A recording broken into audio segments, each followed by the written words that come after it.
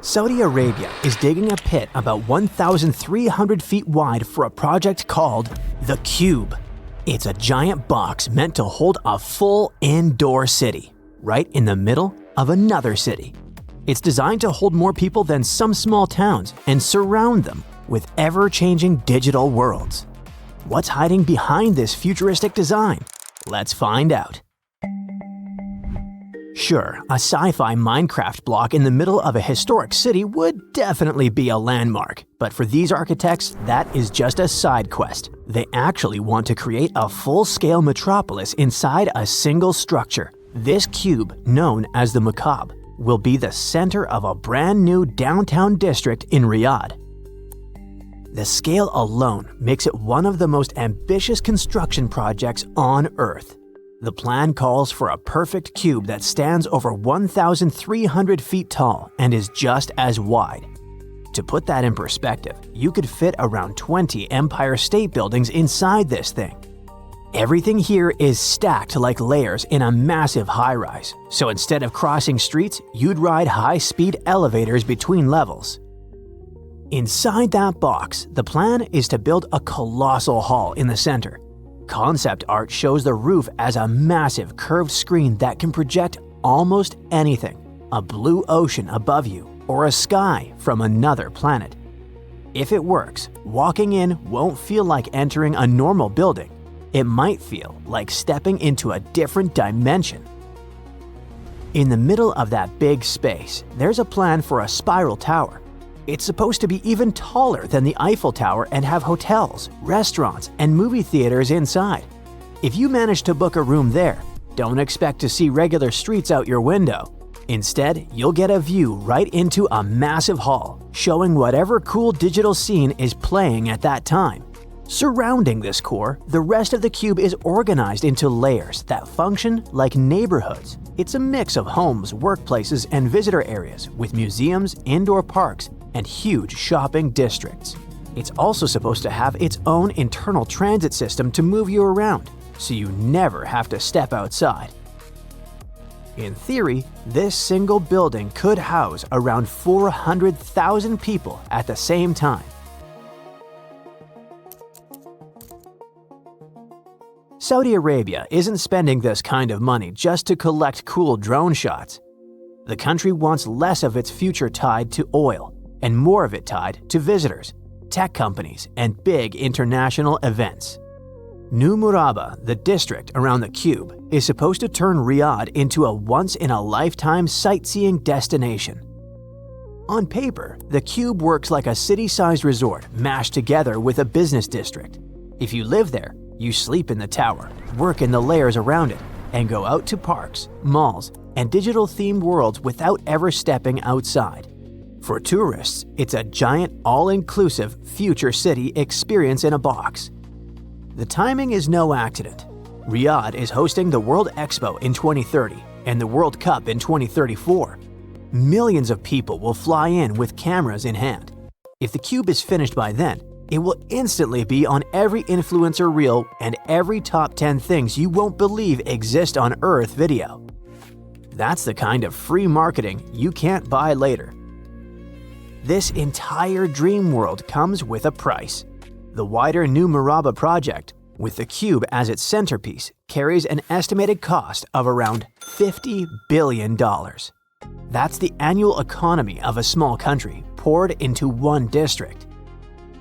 Early satellite images showed an empty patch of desert on the edge of the city.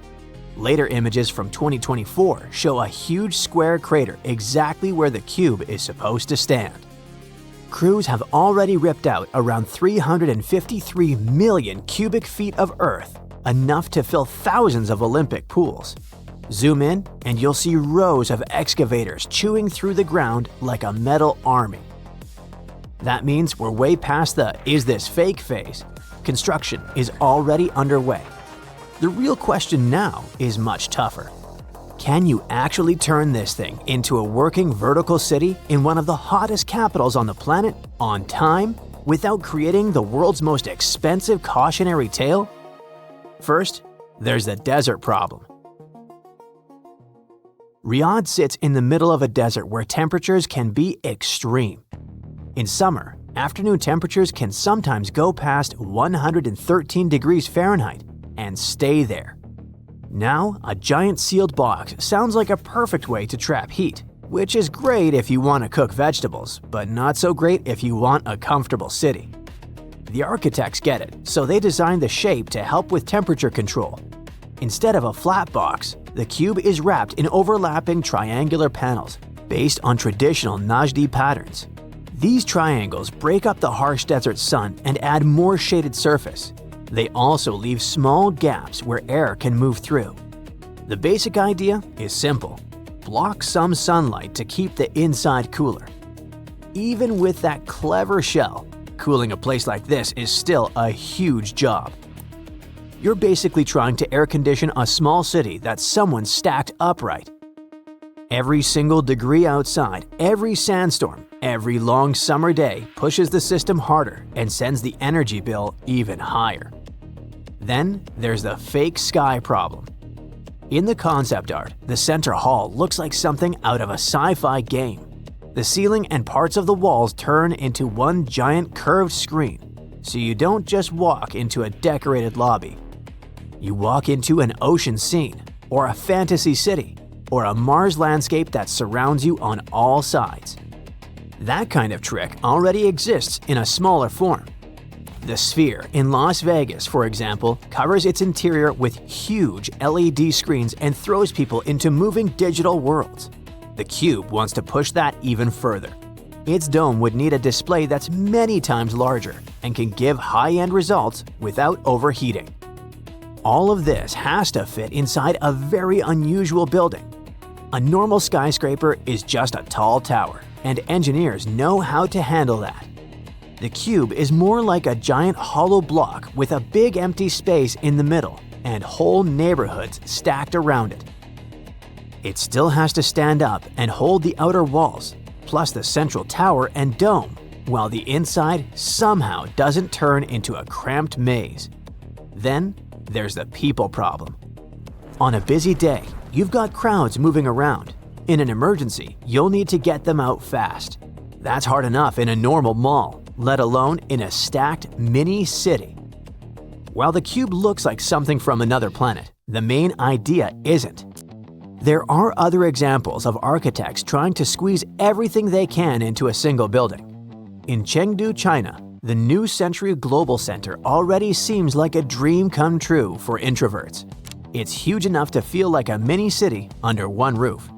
You can wake up in a hotel, stroll down indoor streets, and relax on a sandy beach under an artificial sun, all without seeing the real sky outside. Just outside Berlin, there's a huge old airship hangar that's now the Tropical Islands Resort. It's big enough to fit the Statue of Liberty standing up inside. While the countryside can be covered in snow, people inside are swimming in warm water, walking past palm trees, and hanging out under a fake summer sky. Saudi Arabia isn't new to giant futuristic projects. Neom, for example, includes plans for The Line, a straight, mirrored city stretching for miles across the desert, even after recent scalebacks. The same push is behind plans for huge stadiums and even a year-round ski resort in the mountains of the desert country. Which is not a bad thing, because even if these mega projects fall short, they push the limits of what cities can be. Thousands of years ago, people built pyramids that still confuse us. Today, technology finally lets us attempt something just as strange, only this time, it's a glowing cube in the desert. The Cube is an experiment in how far we can bend engineering and imagination at the same time. Whatever the outcome, it's guaranteed to give us some exciting photos. The Museum of Bad Art, or MOBA in short, used to be located in an old basement in Dedham, Massachusetts. And currently, you can find it in Somerville, Massachusetts. It only accepts art pieces that are so bad you just can't ignore them. Their collection includes portraits. Get it? That's the name they use for portraits. And some really outrageous landscapes. There's also the MOBA Zoo, featuring really unfortunate depictions of our furry friends. Like any self-respecting museum, they also have a gift shop where you can purchase some prints, postcards, or even a coffee mug with your favorite bad art. Speaking of really unique experiences, how would you like to spend time in jail without actually having to break the law? In Scotland, there's a place called Inverary Jail. It's an actual former prison that dates back to the 1800s, where tourists can experience 19th century jail life. There are characters dressed in authentic costumes that make it even more realistic. You can participate in courtroom trials and work with other inmates. In Suwon, South Korea, visitors can check out a theme park built around the history and culture of toilets. It was opened in memory of the former city mayor. He dedicated a lot of time and local resources to improving the city's public toilets and sewer system. It goes without saying that this place has a lot of toilet-themed art documenting the world's restroom culture. You'll find everything here, from men's and women's bathroom signs from around the globe to photographs of public toilets, and information about the importance of sanitary facilities. A designer store in the middle of the desert? If you happen to pass by Texas, you'll find a Prada store on an empty stretch of US 90 outside of the small town of Valentine, about 150 miles from El Paso. Two Berlin artists wanted to offer Texans the high-end experience, sort of. That's because the curious store has no door to access it, and its 20 left-foot shoes and 6 purses set on display. Surprisingly, the store was built with the blessing of Miuccia Prada herself, the head designer of the brand.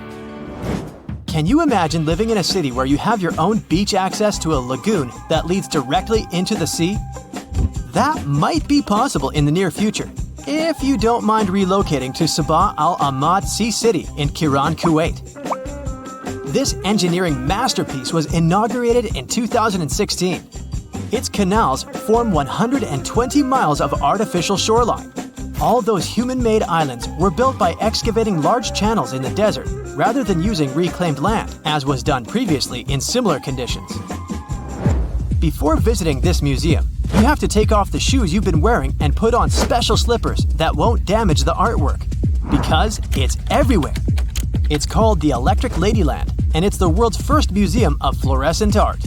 The owner, Nick Palladino, exhibits here a lot of his own sculptures and even naturally luminescent rocks, along with other human-made glowing objects.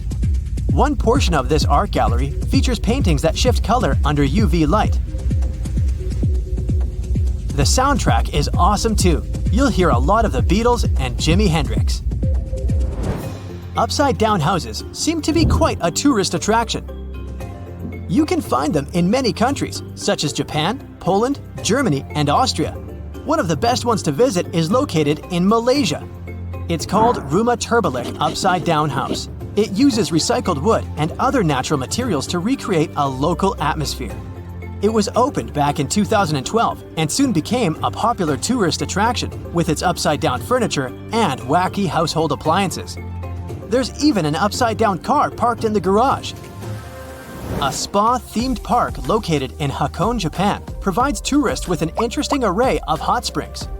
Some of them are quite unusual, especially the unique noodle bar, where visitors can literally swim in a bowl of ramen. It's not for tasting though, since it's still a public space.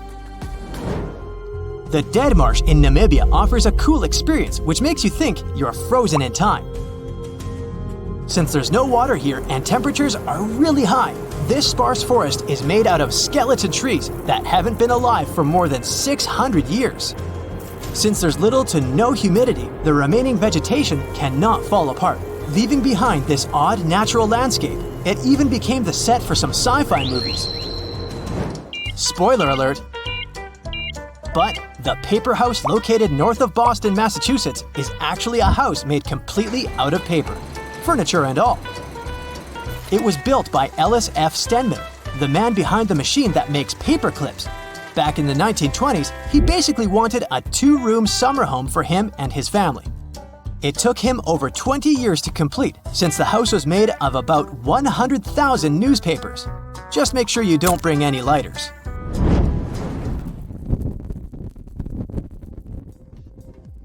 Cappadocia Cave Hotel in Turkey is a great place to stay for both history buffs and people who are into modern and luxurious decor. All of the rooms and suites are located inside the local cave dwellings dating back to the Roman and Byzantine periods. Cappadocia is also famous for its hot air balloon tours. One of the reasons is because it's not very windy here, and the view of the city is really beautiful, especially during sunset. The small Indian town of Deshnok certainly wouldn't be on your vacation list if you don't like rats. A 14th century legend has it that the rats living here are to be protected and nurtured. Over 20,000 rats live inside this famous location these days. Since they've been living there for so long, the rats are quite friendly with both locals and tourists. The Battle of the Oranges is a local festival happening each year in late February in a small Italian town of Ivrea. The local myth has it that the Carnaval de Ivrea started back in the Middle Ages. That's when locals stood against a hated ruler by throwing oranges at him in protest. It sounds like fun to join thousands of participants gathering there for 3 days to throw some oranges. Just don't forget to duck. Socotra Island in Yemen was separated from mainland Africa more than 6 million years ago. That's probably one of the reasons why this secluded island looks more like the set of a fantasy movie than a real location. The island has some incredible and unique flora. Most of the plants and trees that grow here are not found anywhere else in the world. Like, for example, the ancient twisted dragon's blood tree or the bulbous bottle tree. Japan's Tashirojima is rightly nicknamed Cat Island, since it has a population of 100,000 humans and almost 4 times as many felines. The cats were initially brought here since the island produced a lot of silk, and mice like silkworms a lot. More so, the cats were seen as a sign of good luck. There are even cat-shaped cabins for tourists to settle in, and it probably goes without saying that dogs aren't allowed there. There are about 1,700 weirdly shaped hills in the middle of Bohol Island in the Philippines. They're so unique that you might easily mistake them for human-made. They are, however, part of the UNESCO heritage, since they are naturally made out of coral deposits and shaped by rainwater erosion. Because of their quirky look, they earned the nickname of Chocolate Hills, since during the dry season, their exterior goes from lush green to brown. Big fan of cascading pools? Then make sure to check out another UNESCO World Heritage Site located in Pamukkale, Turkey. The name means Cotton Castle in Turkish. It's set in the ancient ruins of Hierapolis, a city that was built around the pools. Their crystal clear waters cascade from natural springs down to white travertine terraces. The view is so beautiful that you won't know what to do at first. Take a picture or jump in.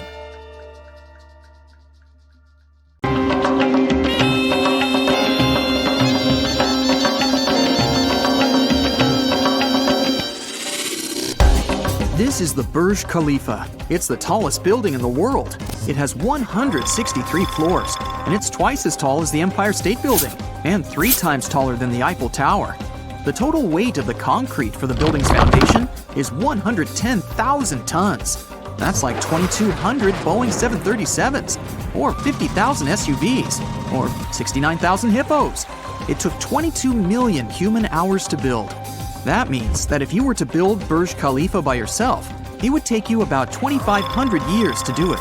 And now, imagine that huge thing slowly sinking into the sand until even its spire is underground. Skyscrapers are usually built on solid ground. Take a skyscraper in New York and dig a little deeper under it. There's always some kind of rock foundation to support the weight of the building. But if you dig a hole in Dubai, you'll only find sand. In theory, the whole city should have sunk in the sand, but it's still there. The main reason the Burj Khalifa stands firm is that the sand for the building's foundation was brought from Australia. Wait, but Dubai is built in a desert. There are billions of tons of sand there. Well, that's right, but the problem is its shape. There are lots of dust storms there. The wind picks up sand grains. They rub against one another, get polished, and gradually turn into microscopic balls. This makes the sand doughy, almost like snow. And if you squeeze a handful of such sand, there will be a lot of air between these balls. That's because they don't cling to one another tightly. But usually, Sand grains are shaped like diamonds. If you squeeze such sand in your hand, the grains will press against one another like puzzle pieces. This way, they can withstand intense pressure. So, engineers imported millions of tons of sand to Dubai to create a strong base for the foundation of the building. The second thing about this type of sand is friction. The less smooth it is, the harder it is for you to slide on it. The building will literally cling to the sand with its foundation. Now, let's sneak a peek underneath the Burj Khalifa. First, the engineers drilled 192 holes, each about 164 feet deep. That's 3 times the length of a New York City subway car. Then, these holes were filled with concrete and about 39,000 tons of steel rebars to reinforce the structure. These are called piles. Concrete resists compression well enough, but it doesn't fare well when it gets twisted or bent. Luckily, steel rebars are great at dampening those forces. The sand around the piles is tight against the concrete. The friction between the sand and the piles keeps them from falling deeper. It's like sticking your hand in the sand at the beach. It can easily go down a dozen inches, but then the friction will stop it. When the piles were ready, it was time to create the base of the building, something like a concrete pillow. It's shaped like a flower with 3 petals, but this is not only for beauty, it's also for reliability. When you step on doughy snow with your feet, you fall all the way down to more solid ground. But if you wear snowshoes, you can walk on the snow surface. This is because your weight is distributed over the snowshoe area. The shape of the base of the Burj Khalifa has the same function.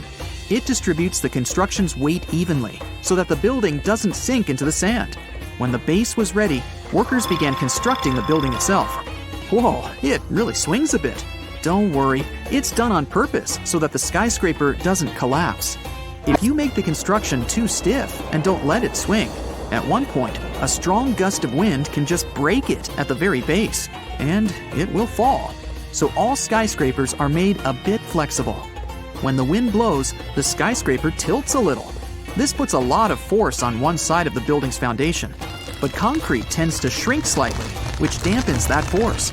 Then the concrete decompresses and returns back to normal. When the wind is especially strong, the spire of the Burj Khalifa can sway 6.5 feet. The architects have come up with an even crazier idea for Dubai: a spinning building. It'll be an ordinary skyscraper, but each floor will rotate 360 degrees.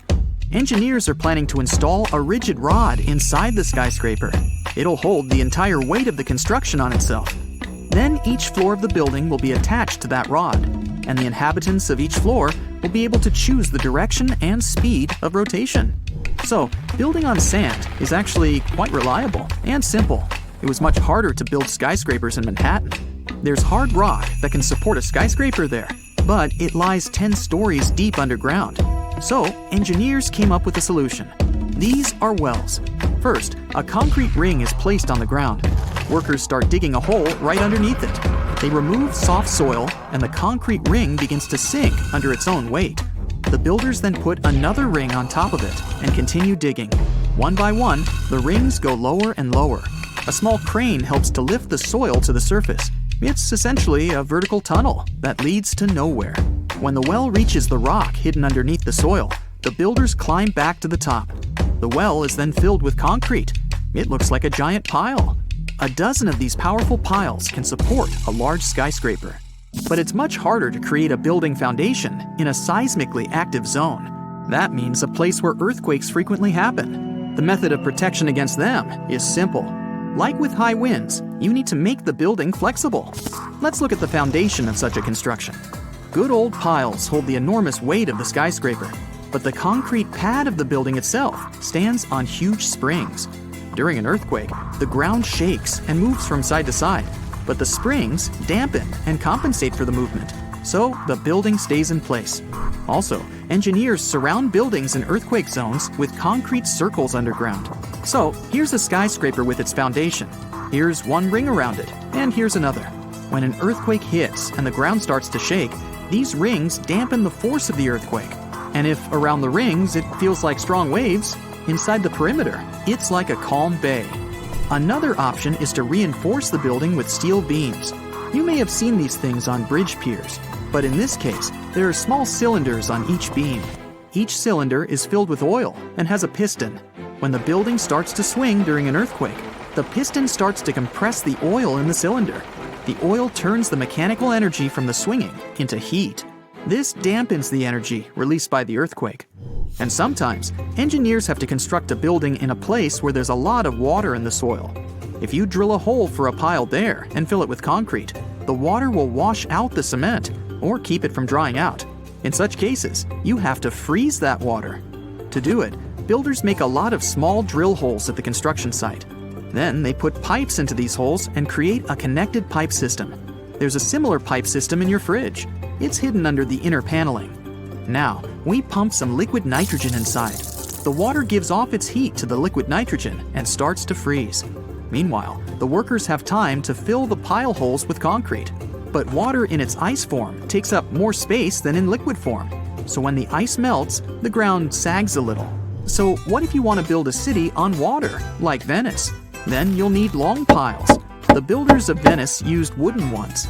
They had to get to the bottom of the lagoon first. And then they moved a few more dozen feet deeper through the soft clay soil until they reached the hard rock.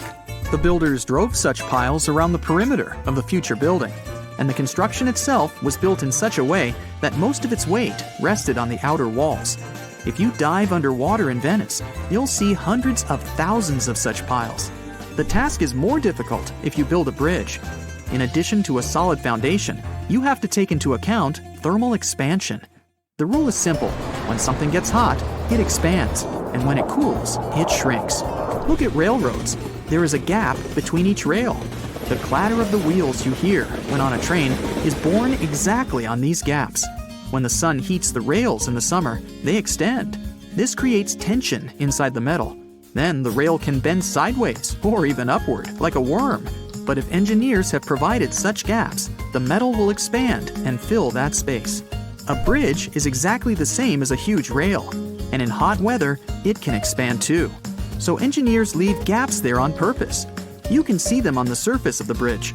They're usually covered with a sheet of metal that looks like a comb. When the bridge heats up, these combs come together. Have you ever seen a skyscraper that can change its shape? The creators of the F&F Tower in Panama City had a concept and only $50 million, which isn't a lot in skyscraper money. So they couldn't afford a mistake, and they finished a concrete structure with the 39 upper floors rotating 9 degrees around an axis from the first attempt without spending any extra time or materials. Dubai's rotating tower will look different every time you see it once it's finished. Each of its 80 floors will rotate 360 degrees individually around the center of the building. The lucky residents will be able to control that rotation, which means they can choose their view from the window. A complete lap should take about 90 minutes. And no, the tower won't be a huge waste of electricity. It will produce its own energy. Wind turbines between the floors will drive the rotations. If you've ever wanted to live inside a video game, book an apartment in the King Power Mahana Khan building. This pixelated skyscraper around the height of the Eiffel Tower is the tallest building in Thailand. The secret behind its looks is the horizontally and vertically divided glass windows. It took 5 years to finish this beauty with over 200 apartments, a hotel, luxury shops, restaurants, and one of the most breathtaking viewpoints in the world. The Libyan International Building features one of the world's tallest artificial waterfalls, running right down its side. No worries, they only turn it on special occasions, and it uses a mix of recycled tap water and rainwater.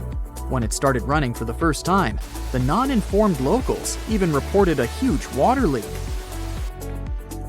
The Cybertexture office building in Mumbai looks like a huge egg made of glass and steel.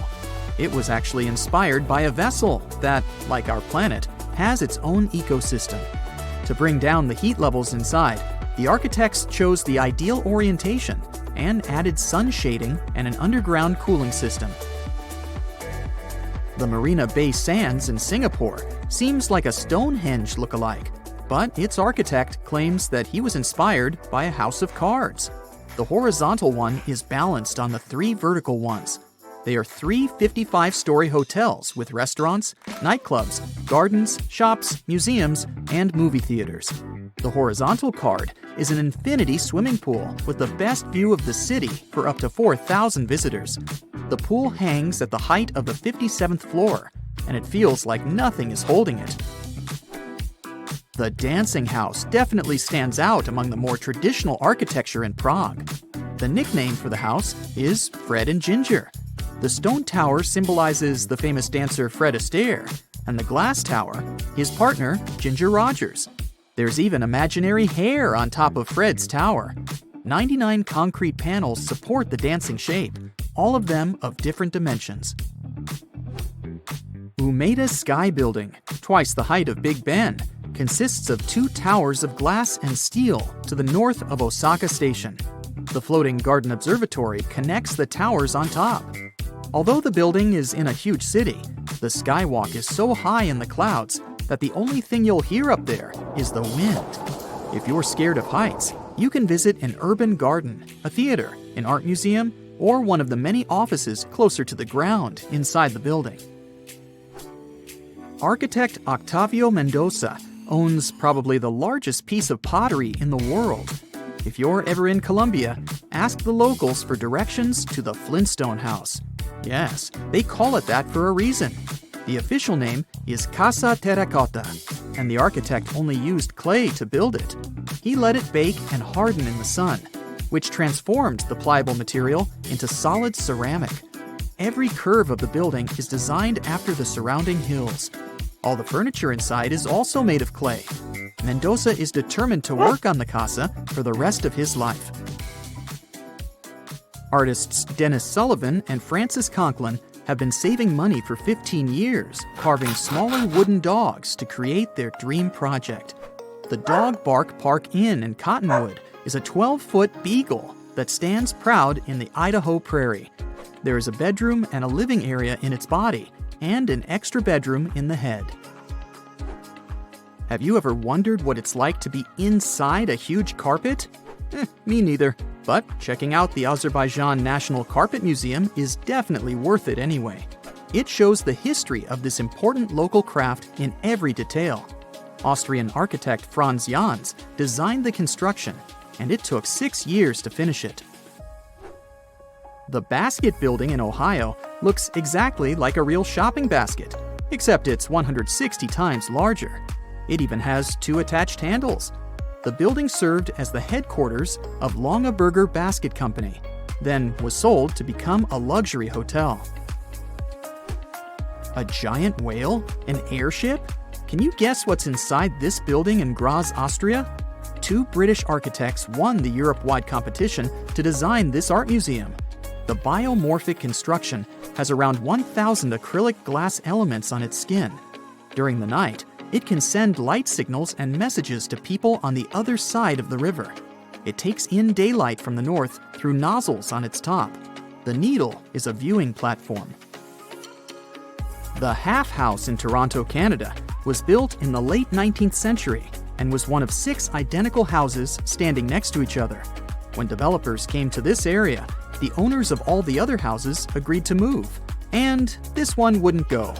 A demolition crew showed some impressive skills as they managed to tear down the neighboring house without doing any damage at all to what is now the Half House. The white exterior wall used to be load-bearing, dividing the neighbors' bedrooms and living rooms. One wrong move of the excavator, and the entire construction would become ruins. The Shell House in Isla Mujeres, Mexico, stands by the ocean, was inspired by the ocean, and looks like one of the ocean's symbols.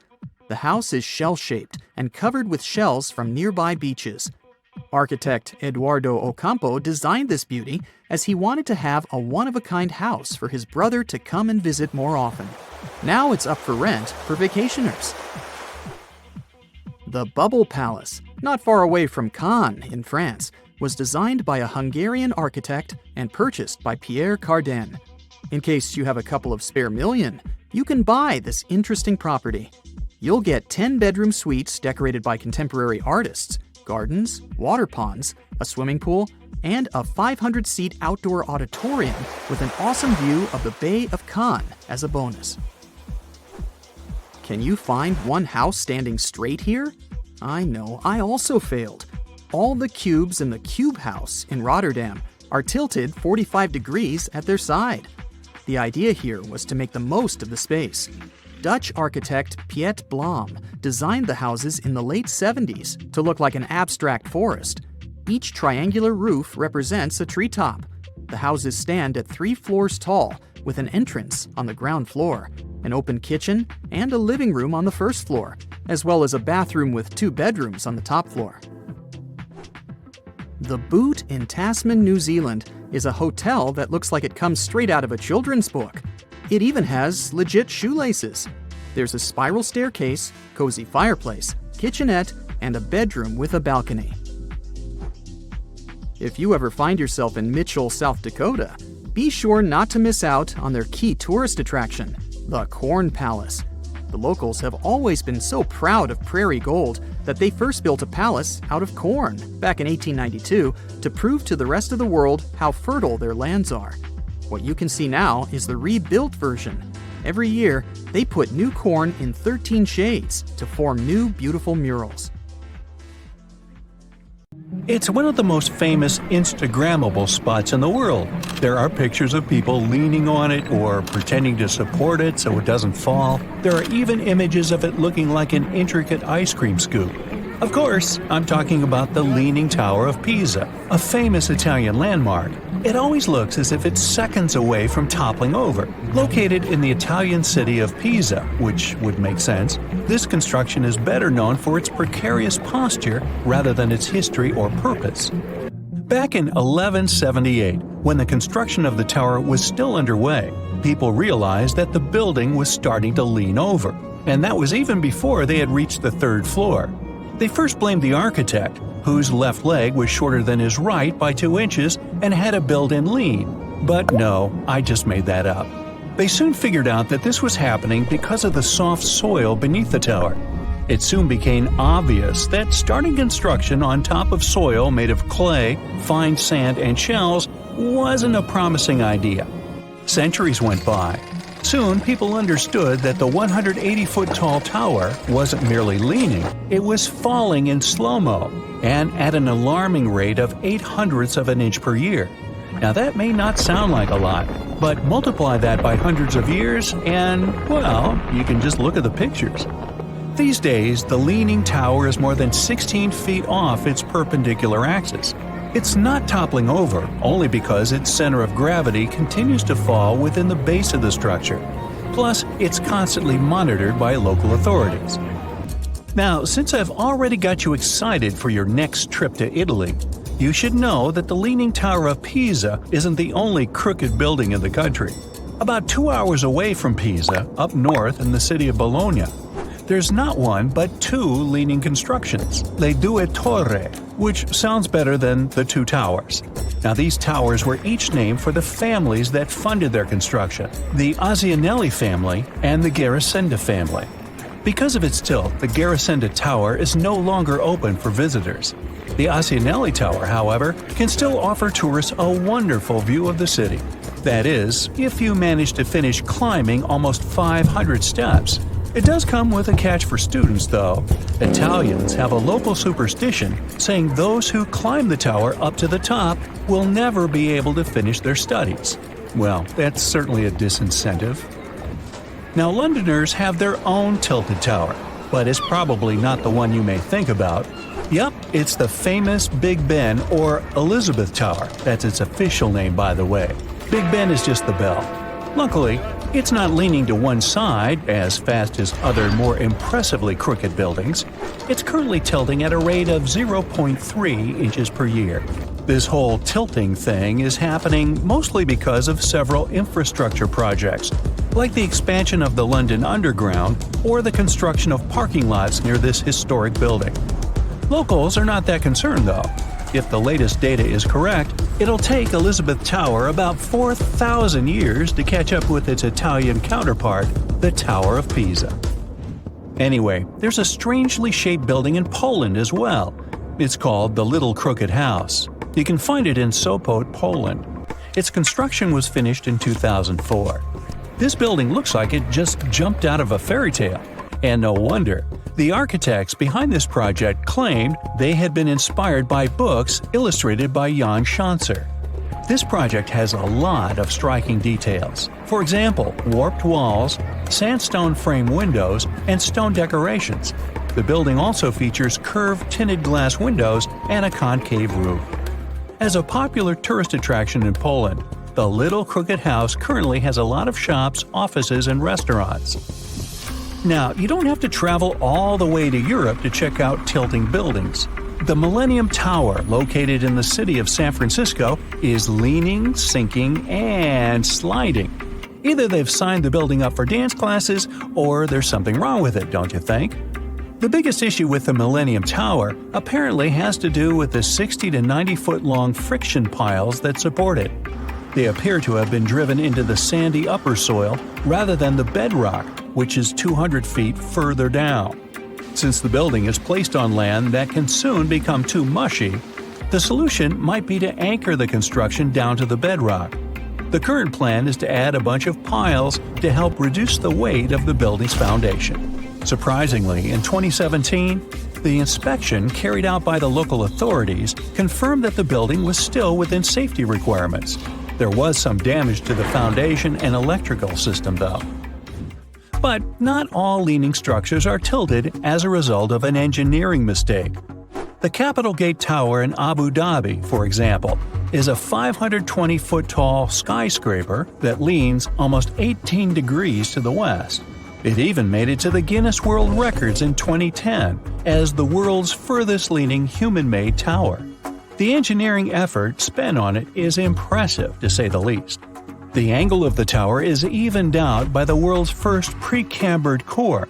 That's a fancy way of saying that loads of concrete was mixed with steel, and 490 piles going nearly 100 feet into the soil were added to the construction. Another modern and inclined architectural design is that of the Tower of Montreal, part of the city's Olympic Stadium, which is currently the tallest leaning building. It's over 575 feet tall. The Gate of Europe in Madrid consists of a couple of impressive twin towers, 374 feet tall and inclined at about 15 degrees. Well, we're heading back to Europe, to the City of Love. Before visiting Paris, don't forget to check out the Sinking House or Tilting House. Trust me, it's a place not a lot of people know about, and it's a great location for spectacular pictures. It's quite easy to miss out since this construction isn't actually leaning. But if you angle your camera correctly, this quirky optical illusion will make your viewers think that you just visited a house that is halfway swallowed by the ground it stands on. Whoa! When you're in Montmartre, next to Sacré-Cœur, you'll see some steps. On the right-hand side, there's an orange house. And here's the trick. Because this house is located behind a pretty steep hill, all you need to do is rotate your camera at about 45 degrees to get the desired effect. Or you can take an even easier route and just edit the photo after you've taken it. There are cities in the world that are sinking right at this moment, some of them at an alarming rate. Probably the most worrying is the city of Venice. But if you ask a Venetian whether their city is sinking, they'll say, less than the sea is rising. Well, you got me there, pal. Under the city, there is sedimentary soil, which is still compacting and settling. That's why the problem here appears to be twofold. Not only did Venice sink about 9 inches in the past century, but the sea level also rises with each passing year. This makes this gorgeous region more prone to flooding. Even worse, during the colder season, the phenomenon called acqua alta, or high water, occurs. That's when an unusually high tide arrives together with strong winds and storms. In 1966, for example, one such storm raised the water in Venice to more than 6 feet above the usual level.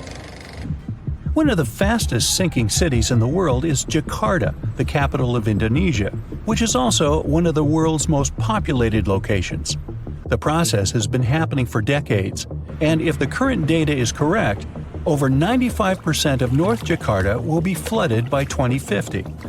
The northern part of the city has sunk a shocking 8 feet in 10 years, and now the rate is almost 10 inches per year.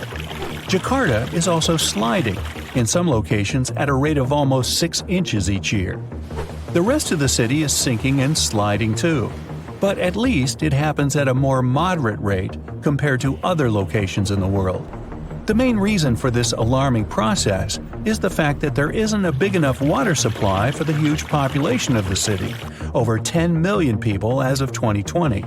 Strangely enough, the city does have fresh water at its disposal. It has 300 days of rain per year, and 13 rivers pass through it. The problem lies with the fact that this water cannot be stored, as Jakarta's wetlands have been turned into a concrete jungle. That's why people living in the city have to make their own wells to get fresh water. Continuously taking water from the ground leads to loads of empty underground space called subsidence. This leaves the city suspended on almost hollow ground, and eventually it will sink. Fire! Fire! Everyone gets out of bed and rushes out to the street, but the whole city is ablaze. It's 1871, and the Great Fire of Chicago has just started. For 2 whole days, the Windy City, including the business district, saw nothing but ash, smoke, and flames. The fire stretched out for 4 miles, causing around $200 million in destruction. No one really knows how the Great Fire started, but some theories include a cow kicking over a lantern in a barn that quickly spread to the city. Other theories include a typical human mistake, and even a meteor shooting down from the sky, starting the massive fires. The problem was that any metropolitan area during the late 19th century was made almost entirely out of wood. Throughout history, our ancestors used wood to build shelters, ships, carts, and everyday objects, since wood was literally all over the place. Everything from cooking utensils, wheels, and tools to furniture was all wooden. Walking around town back then wouldn't feel as congested as a typical urban city today. After the Great Fire, buildings became predominantly made out of steel and concrete. China has the oldest and tallest timber building, or a skyscraper. It was built almost 1,000 years ago and is 220 feet tall, which is the equivalent of a 23-story building.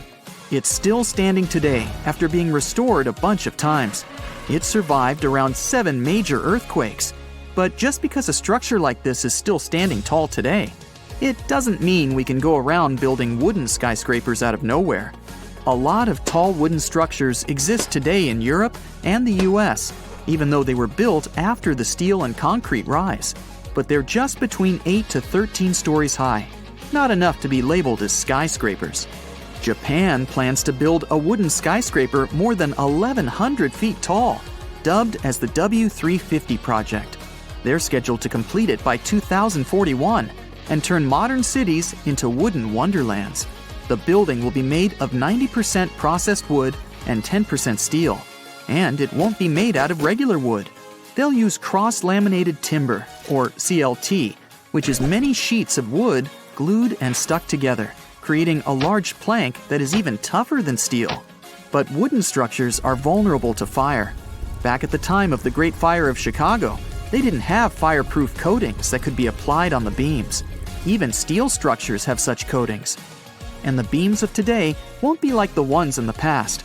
They're sturdy and big, so big that extremely high temperatures can't set them on fire. And in the case of steel, these boiling temperatures that can burn the wooden beams with the fireproof coatings will simply melt the steel structures.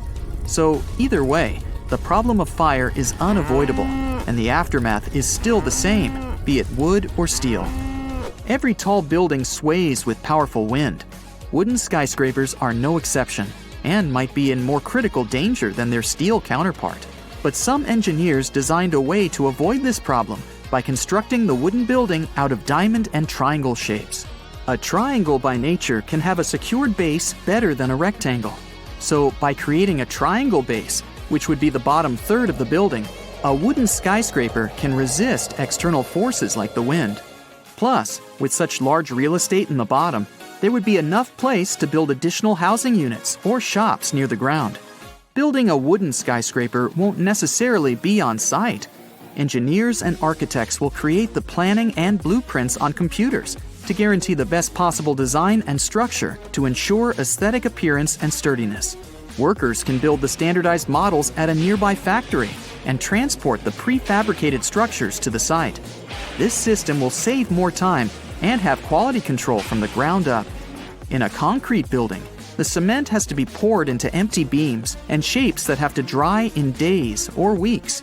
Steel needs to be melted and molded into shapes to fit the structure and design.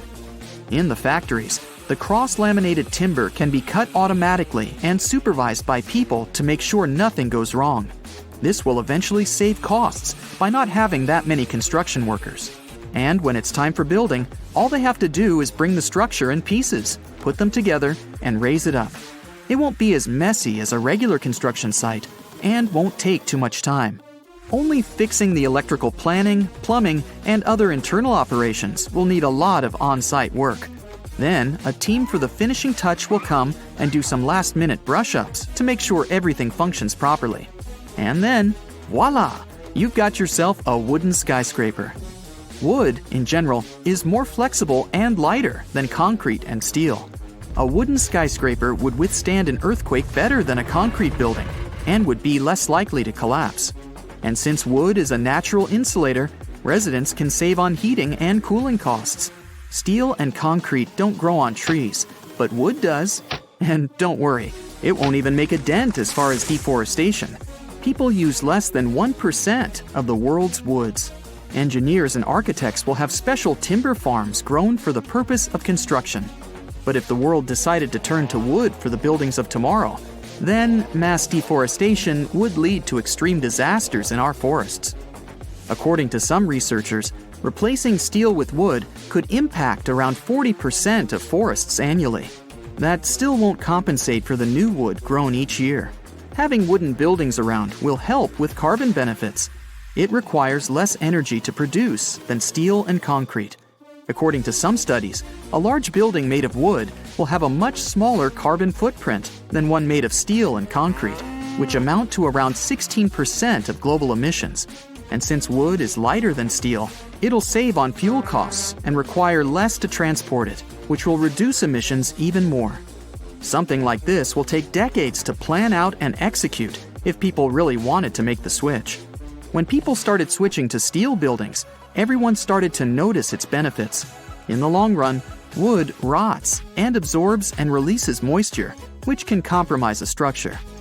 Some people have chosen recycled plastic to build new homes by turning it into rough powder and shaping it into whatever is desired. They created beams, blocks, bricks, and pillars. In South America, a group of people are already doing this by creating small two-bedroom houses made mostly out of recycled plastic. It's cheaper to make, gets rid of waste, and only takes 5 days to build, with 4 people building it. Maybe one day we'll see skyscrapers made out of recycled trash, and maybe even whole cities made out of trash. In Yemen, there's a small city known as the world's oldest metropolis. In the middle of the desert, the locals had to find a way to shelter themselves without the abundance of trees. Shibam, aka the Manhattan of the desert, is made out of fertile soil, hay, and water that were made into bricks and left to bake under the sun for days. This city was a pit stop for many travelers arriving in caravans back in the day. Most of the buildings were 7 stories high, and the ground floors were used to keep livestock and crops. The upper levels were places for socializing and looking out for any newcomers. Mud buildings are natural coolers. The mud repels heat, leaving the cool atmosphere trapped inside. The first reinforced concrete skyscraper was built in Cincinnati, Ohio in 1903. It was 16 stories high and wasn't even expected to last the whole night. People thought it would crumble from its own weight, while others believed it would topple over. When they removed the support columns, a local reporter stayed awake all night to document the building collapsing. But they were all wrong. Most of Europe's skyscrapers are concentrated in 5 cities. Those are London, Frankfurt, Paris, Moscow, and Istanbul. But even combined, all these places have fewer skyscrapers than New York City alone. For a building to be considered a modern skyscraper, it has to be about 490 feet high, which means it should have at least 40 to 50 stories. A story is simply one floor of a building with an average of 14 feet from floor to ceiling. If you had visited the US just before the 1870s, you'd have found only one skyscraper. The home insurance business in Chicago was the world's first high-rise building with 10 floors. Wow! In Europe, the first skyscrapers appeared in Moscow. They were called the Seven Sisters, but they were built only in the mid-1900s. North America started to construct more and more high-rise buildings. It happened because cities were getting too populated. Every piece of land was too valuable. New York's skyline is so famous you'd probably recognize it even if you've never been to this city before. It's the same for Paris. But could you imagine the Eiffel Tower surrounded or even blocked by skyscrapers? It would surely lose some of its magic. La Défense district is where you'll find skyscrapers in Paris. This way, they don't interfere with the romantic and touristic scenery of the city. In London, things are done a bit differently. Some of its skyscrapers have unusual shapes. One of such constructions is the Gherkin. If you get stuck in this building, you'd really be in a pickle. Another interestingly shaped skyscraper is the Shard. There's one more nicknamed the Cheese Grater. These are not their official names, of course, but they do make sense if you look at the shape of these buildings. But it's not some random architectural concept. The reason the skyscrapers are shaped like this is not to obscure St. Paul's Cathedral. By the way, the top of this monumental construction is visible even from King Henry VIII's mound, and that's a great distance away. Anyway, there are also other sites, like the Tower of London and the Palace of Westminster. They have their own viewpoints. So, not to ruin London's skyline, it's not allowed to build anything that would block these monuments. Most European cities already existed when the US started to build its first skyscrapers. That's why they didn't have much space to fit in giant buildings. Evenly zoned cities were the result of their steady growth throughout the years. For example, in Lisbon, there's a viewpoint in Eduardo VII Park. From that point, you can see all the park and the river. If suddenly there was a bunch of 490-foot-tall buildings standing around, this gorgeous view would be totally ruined. You wouldn't see the iconic avenue, and forget the river. Instead, there are buildings. Like Lisbon, many other cities in Europe don't want skyscrapers to spoil their cultural heritage. Take Germany. Most of their skyscrapers are in Frankfurt. In other cities, they'd rather protect and restore the buildings that are already standing. And even if, let's say, Berlin wanted to home some skyscrapers, it wouldn't be able to do it in any case. Its soil just wouldn't allow it. Put a skyscraper there, and it'll sink. Constructing a foundation for a very tall building in Berlin would mean investing a lot of money. The soil's too sandy and soft. But what if you ignored all the cultural heritage and still decided to fill a European city like Prague with skyscrapers?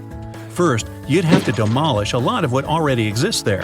This would lead to an angry crowd of people complaining that the city they know and love is gone. Brussels has experienced this to a certain extent.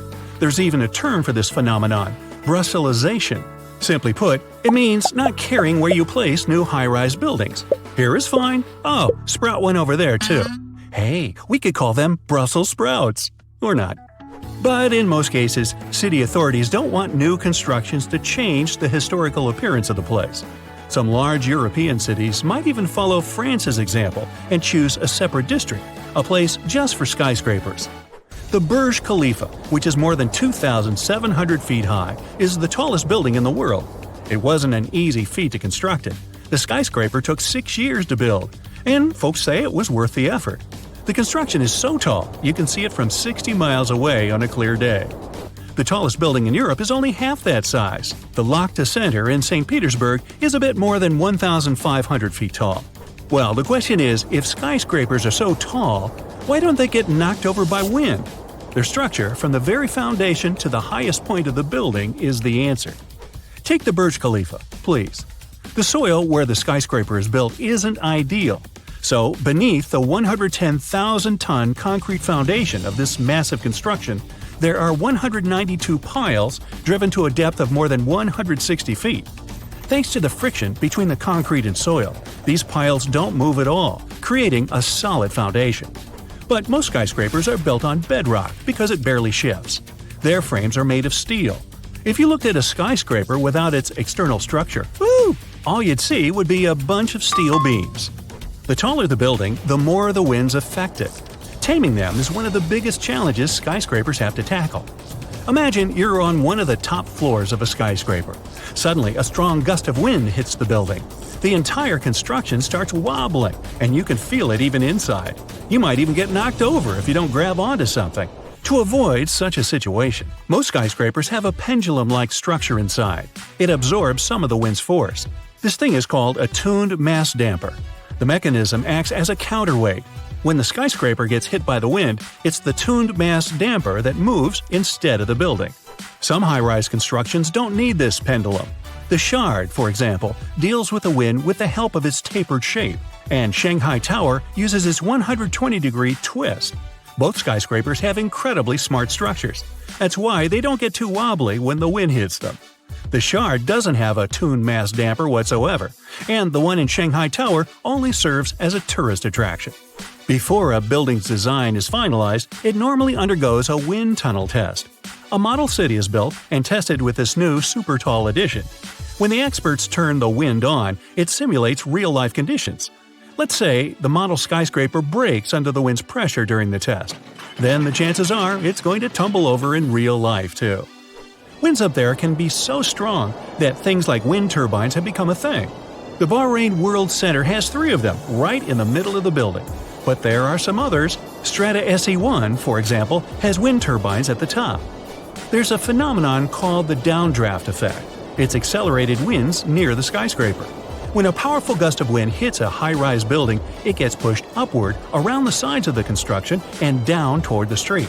That's why if you're passing by a particularly tall building on a windy day, you might have to force your way around. But let's say several square-cornered skyscrapers are built next to each other. Then they're likely to channel the wind through the streets. This can create many hurricanes on especially windy days. A study once examined 100 tallest buildings that were about to be dismantled by their owners. It turned out most of them had an average lifespan of a mere 42 years, but some of them can last much longer. For example, the Temple Court building is still standing to this day. At 150 feet, it's a bit smaller than others, but it's already seen 100 winters throughout its life. Now, the first thing that comes to mind when you think of getting rid of a building is dust, debris, and deafening noise. But things aren't quite as dramatic as that for most skyscrapers. When you want it gone, you take it apart, bit by bit. This process starts from the top and goes all the way down to the bottom. Voila! The building is slowly disappearing in front of your eyes. Abracadabra. You have about $130 million. What would you do with it? Fly into space or buy an island? There are many ways you can spend this much money, but one anonymous investor used it to build an extravagant underwater city. The project is not finished yet, and a lot of people are currently working really hard to make this crazy idea come to life. If all goes well, in the near future, living under the sea may become a reality. In the past century, there was a limestone quarry near the Welsh border in England. In the 1990s, it became flooded and turned into a lake 260 feet deep. Now, there's a large construction project going on around it. Trucks transport materials and people in overalls construct huge modules that look like giant futuristic submarines. These modules are called Sentinels, and they will become the buildings of a small underwater city. Builders and engineers create durable stainless steel materials that allow these houses to withstand a depth of up to 650 feet. This is the upper limit of the twilight zone, where very little sunlight penetrates. Large squid and other creatures live in this zone. Imagine waking up in an underwater hotel room and seeing a giant squid staring at you from the dark. Or even worse, you see a huge eye watching you as you wake up. This could happen if Sentinels were successfully installed in the depths of the ocean. Meanwhile, let's return to our project on a small lake. The project is called Deep. Its goal is to make life underwater as comfortable as possible. Inside living modules, builders install bedrooms, kitchens, bathrooms, and observation windows. People will access them using small submarines. However, it's not as simple as calling a taxi. To live underwater, you need to train under the guidance of experienced instructors to test yourself in underwater life simulators. The cost of living there will likely be expensive, but it's worth it. At least you will be well fed. A chef will develop a special menu, and all food will be stored in vacuum-sealed bags to preserve its flavor and nutrients. It all sounds great, but there's a question. Who is financing this project? No one knows the answer. Deep is funded by a secret investor who has already spent more than $100 million.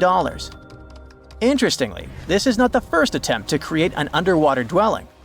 For example, Jacques-Yves Cousteau, a famous diver-explorer, first created the Conshelf 1 underwater house in 1962. This was a steel cylinder located at a depth of 30 feet, where 2 divers lived for a week. In 1970, several women also spent 14 days underwater in the Caribbean Sea at a depth of 50 feet. The aim of that project was to study human psychology in a cramped environment, similar to that of a spaceship. Unsurprisingly, that project was partly funded by NASA. Okay, we have windows overlooking marine life, delicious food, underwater parties, and solitude away from civilization. All these things sound cool, but if we put aside the fun part for a moment, is there any real benefit to it? Oh yeah, ocean exploration.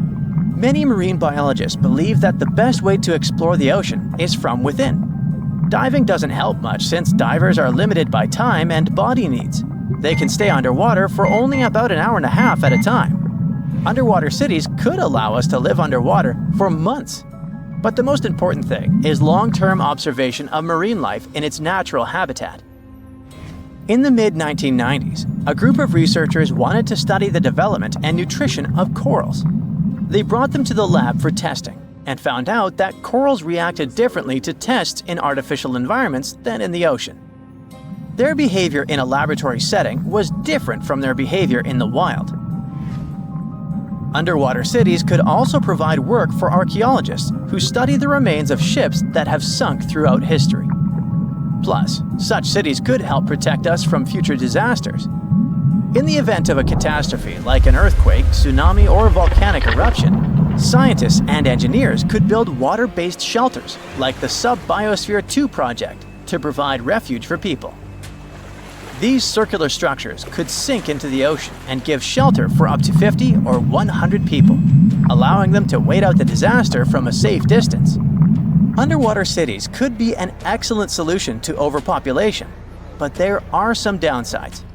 We already pollute the world's oceans, and what if we literally lived inside them? It's one thing to use labs to study marine life, but it's another to build hotels for vacationers. One such hotel, called the Water Discus, is a building at a depth of no more than 32 feet.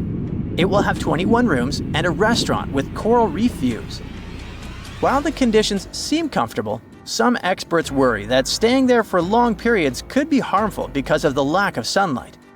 Nevertheless, it would be interesting to stay there for a week and see how it feels. The most challenging aspect of creating such laboratories, hotels, and bunkers is ensuring a reliable life support and safety system. It's crucial that the air, humidity, and temperature be as comfortable as possible for people to live in these structures. However, this requires a significant amount of energy. Currently, all modern underwater buildings rely on external sources of energy located on the surface. But scientists plan to make future underwater projects fully autonomous, using kinetic energy from waves and powerful solar panels to generate power. It's also important to create the right structure for these buildings. Rather than covering an underwater city with a giant bubble, it's more efficient to create several large housing modules. Each module should consist of steel, glass, and special cement. Also, the depth shouldn't exceed 1,000 feet, since a deeper location would require thicker walls because of high water pressure. To load and move these residential modules safely, engineers can use ballast tanks. These are large containers filled with water, which are used to pull the modules down deep into the ocean. Once in place, engineers can release the water from the tanks and fill them with air, causing the house to float back to the surface. And what about fresh air? Fish extract oxygen from the water using their gills, but this method is obviously not suitable for humans. Therefore, we need to deliver air from the surface. It can be piped into the city and mixed with a special substance called soda sorb, which reacts with carbon dioxide and removes it. It would be great if we could generate oxygen inside our underwater cities rather than relying on other sources. This would require farms and plants that can produce oxygen through photosynthesis. But instead of sunlight, these plants would use artificial light. If we talk about complete autonomy, people could get food from the water at any moment, put on scuba gear, a mask, and an oxygen tank, and leave the hotel through an airlock. Use harpoons and fishing nets to catch dinner. Remember to check your oxygen reserves and don't swim for too long. Frying fish in a pan won't work because of strong odors. In an underwater dwelling, air is static like in an airplane cabin, so odors become stronger. Maybe in the future, engineers will create a dedicated cooking area, but for now, you'll have to rely on canned and dehydrated food. If you get bored, go for an underwater walk. Instead of carrying oxygen tanks, use hollow tubes connecting your mask to an air source inside your home. But don't forget that you can't go too far because the length of the tube is limited. Air, food, safe construction. What else? Drinking water. In the future, scientists may create filters in these hotels that desalinate salt water. This water can be extracted from the condensation inside the hotel, as well as from human secretions. Don't be surprised. Astronauts, for example, have been using special technology to filter their liquids and turn them into drinking water for a long time. Hey, future explorers. Let me tell you, some stuff might still be hanging around even 2,000 years later. Finland has an underground nuclear storage facility designed to last 100,000 years. Picture a massive underground tunnel system carved right out of solid rock. They wanted a solution that wouldn't burden future generations with constant babysitting in the area. This impressive place sits about 185 miles northwest of Helsinki. The engineers started planning it way back in the 1970s. They wanted to close up shop and decommission it in the 2000s. The heart of the crib is a spiraling track that's going to stretch 3 miles, diving down. To ensure maximum safety, they've got a bunch of multiple barriers in place. Steel and concrete structures are supposed to do the job. The waste fuel rods will be snuggled inside copper canisters with thick walls. These canisters will sit on a cozy bed of bentonite clay, which swells up when it gets wet. This way, it acts as a buffer against any geological shenanigans and prevents any pooling of liquid, which could corrode the copper. It's an incredible feat of engineering, and it's almost like creating a time capsule that will withstand the test of time. Kudos to the folks working on this, even though they won't be around to celebrate when it's done. Maybe in the future, they will find a way to make it last for hundreds of years more. I mean, they started planning it in the 1970s, but in the future, it would be a totally different game. Let's move on to Italy. When you stroll into the Pantheon in Rome, it puts on a show just like it did almost 2,000 years ago. Now, let's rewind a bit. This structure went through some tough times. The first Pantheon caught fire and burned down not once, but twice. Some fellas even said it was cursed. The completed Pantheon was a grand masterpiece with Greek-inspired touches, like those fancy columns.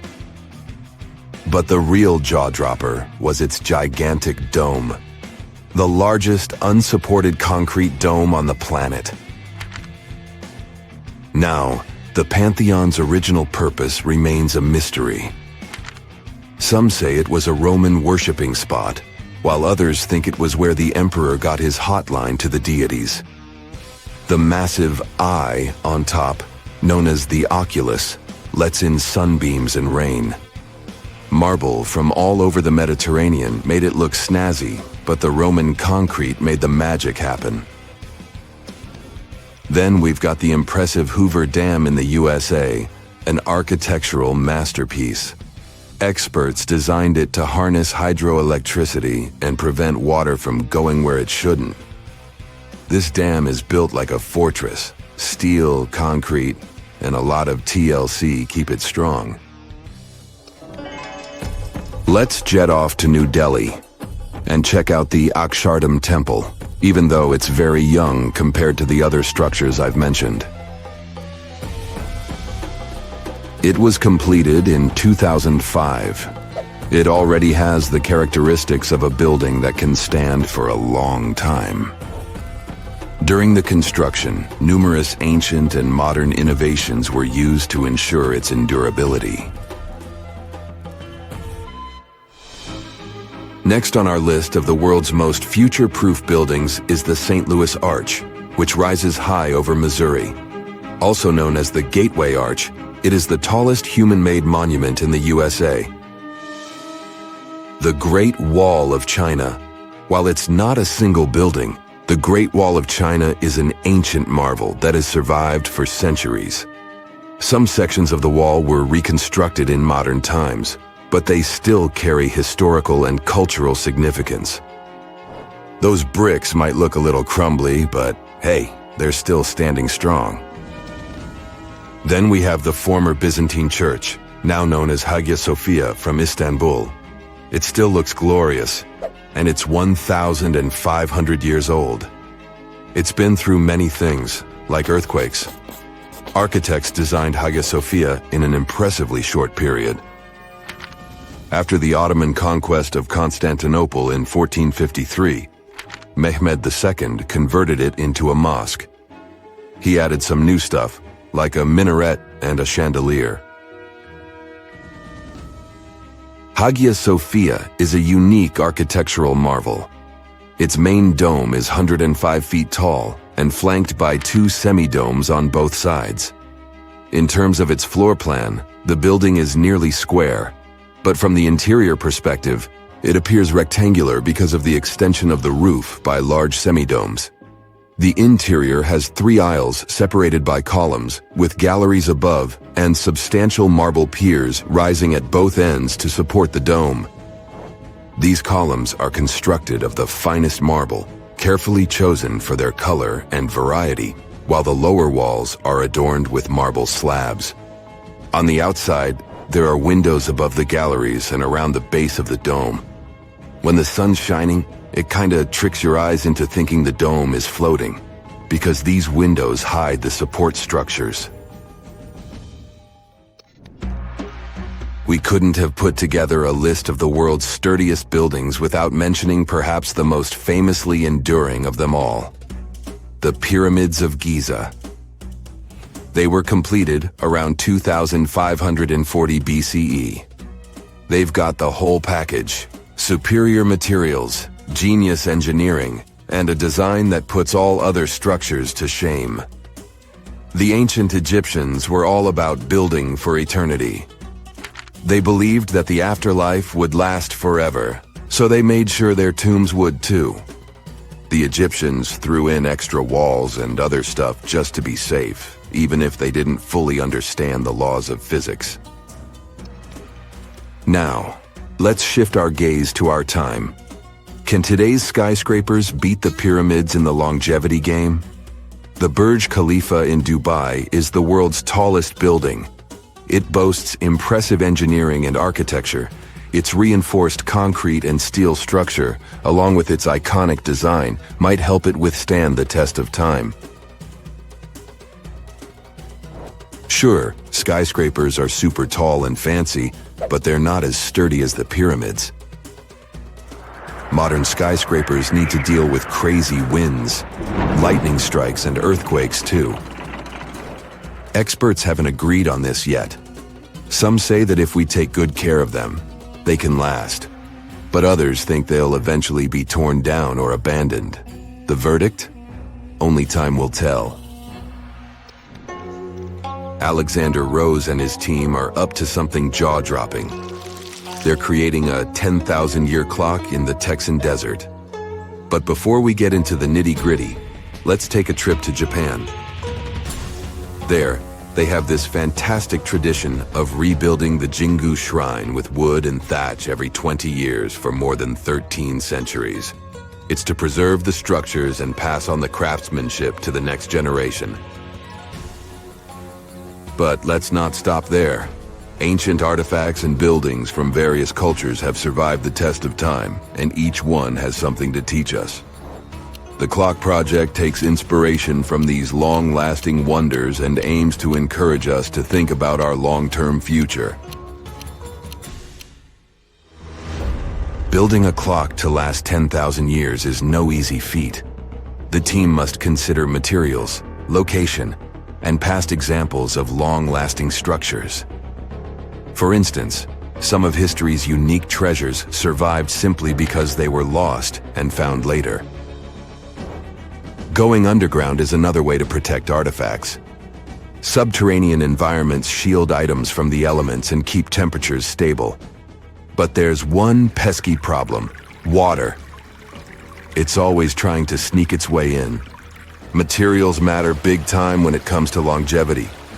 You see, everything ages because of oxidation, which means rusting. So, finding materials that can withstand thousands of years is vital.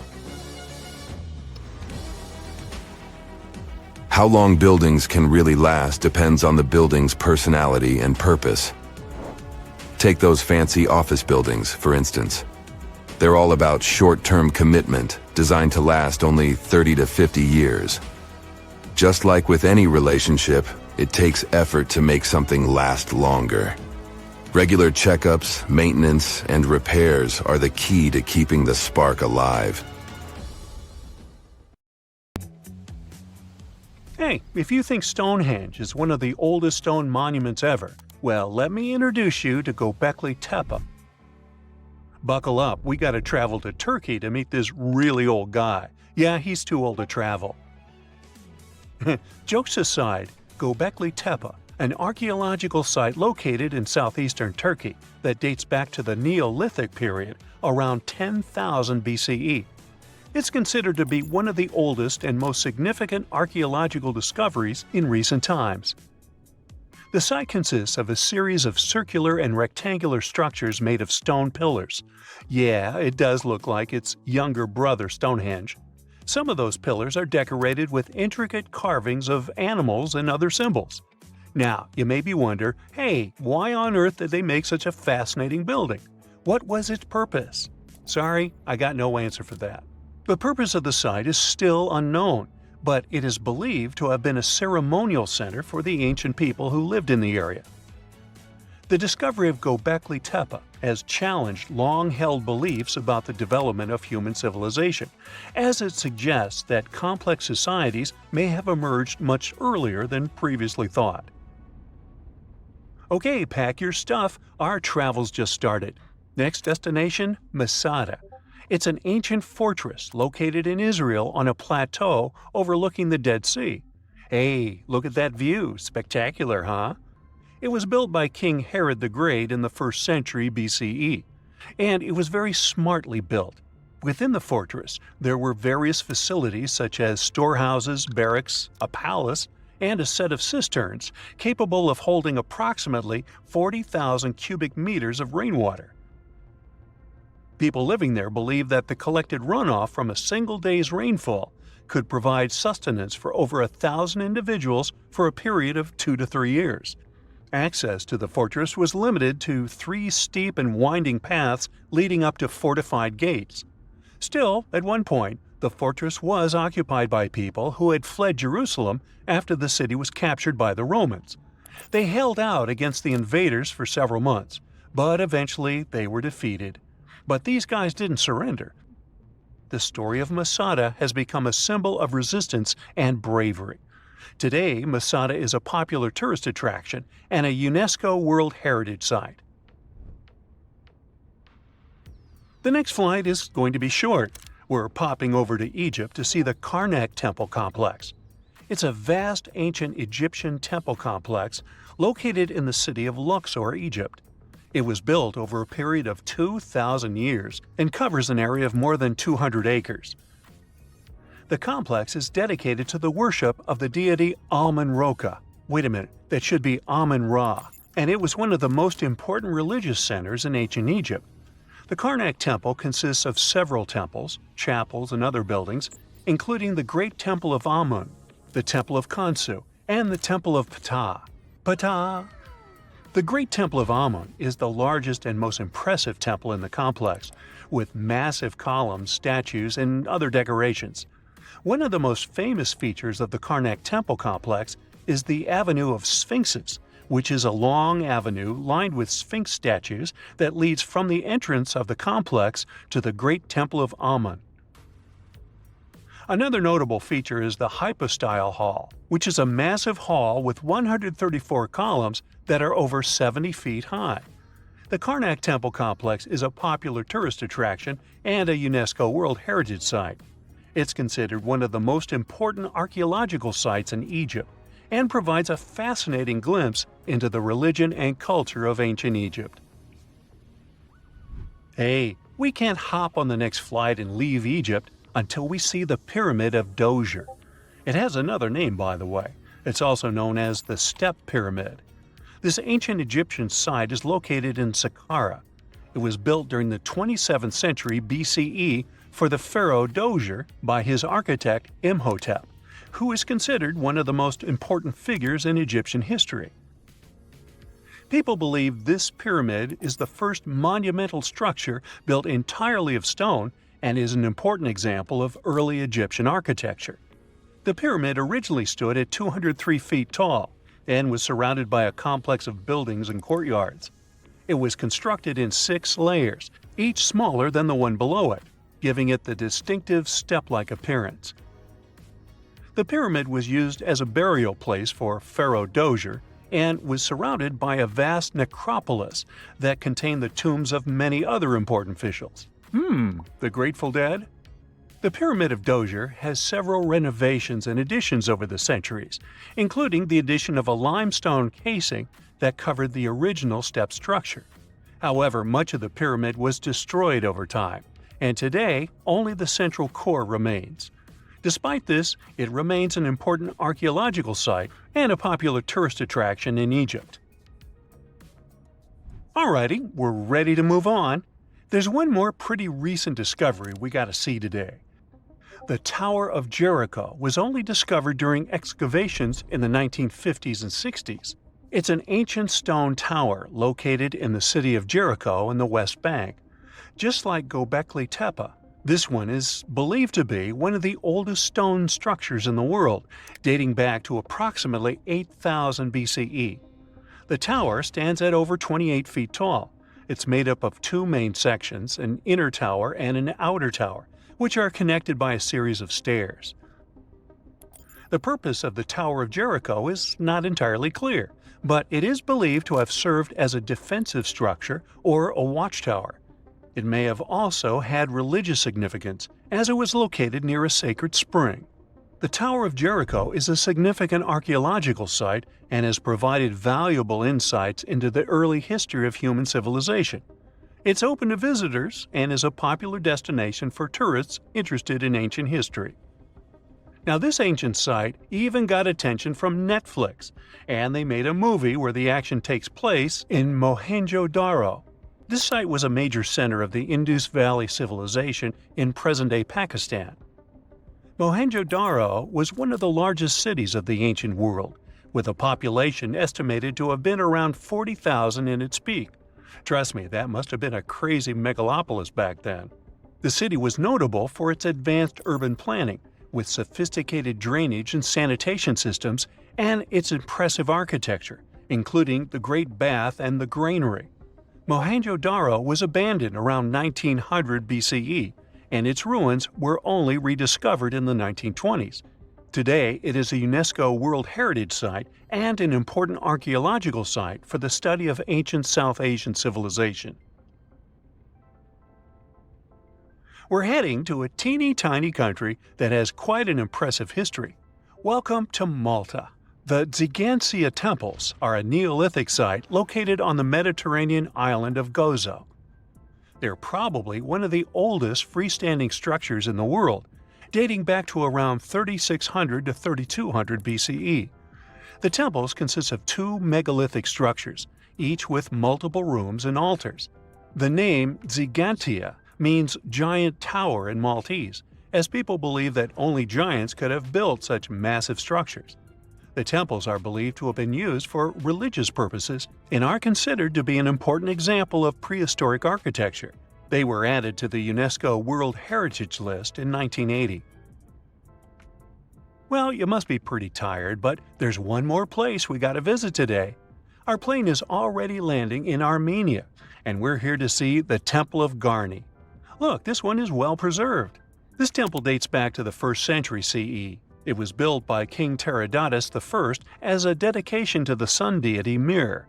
Sadly, the temple was destroyed in the 17th century during an earthquake, which is quite a common thing for this area, but it was later reconstructed in the 20th century. Today, it's a popular tourist attraction and is also listed as a UNESCO World Heritage Site. Wow, looky here! It's New York City, the Big Apple, the city that never sleeps. Hong Kong on the Hudson, the greatest city in the world. New York, New York, the city's so nice they named it twice. Alright, I'll stop. You thought you knew this city so well, but underneath all that glitz and glamour is a facade, literally. New York is populated with some of the most iconic urban buildings in the world and home to some of the most unique and famous towers.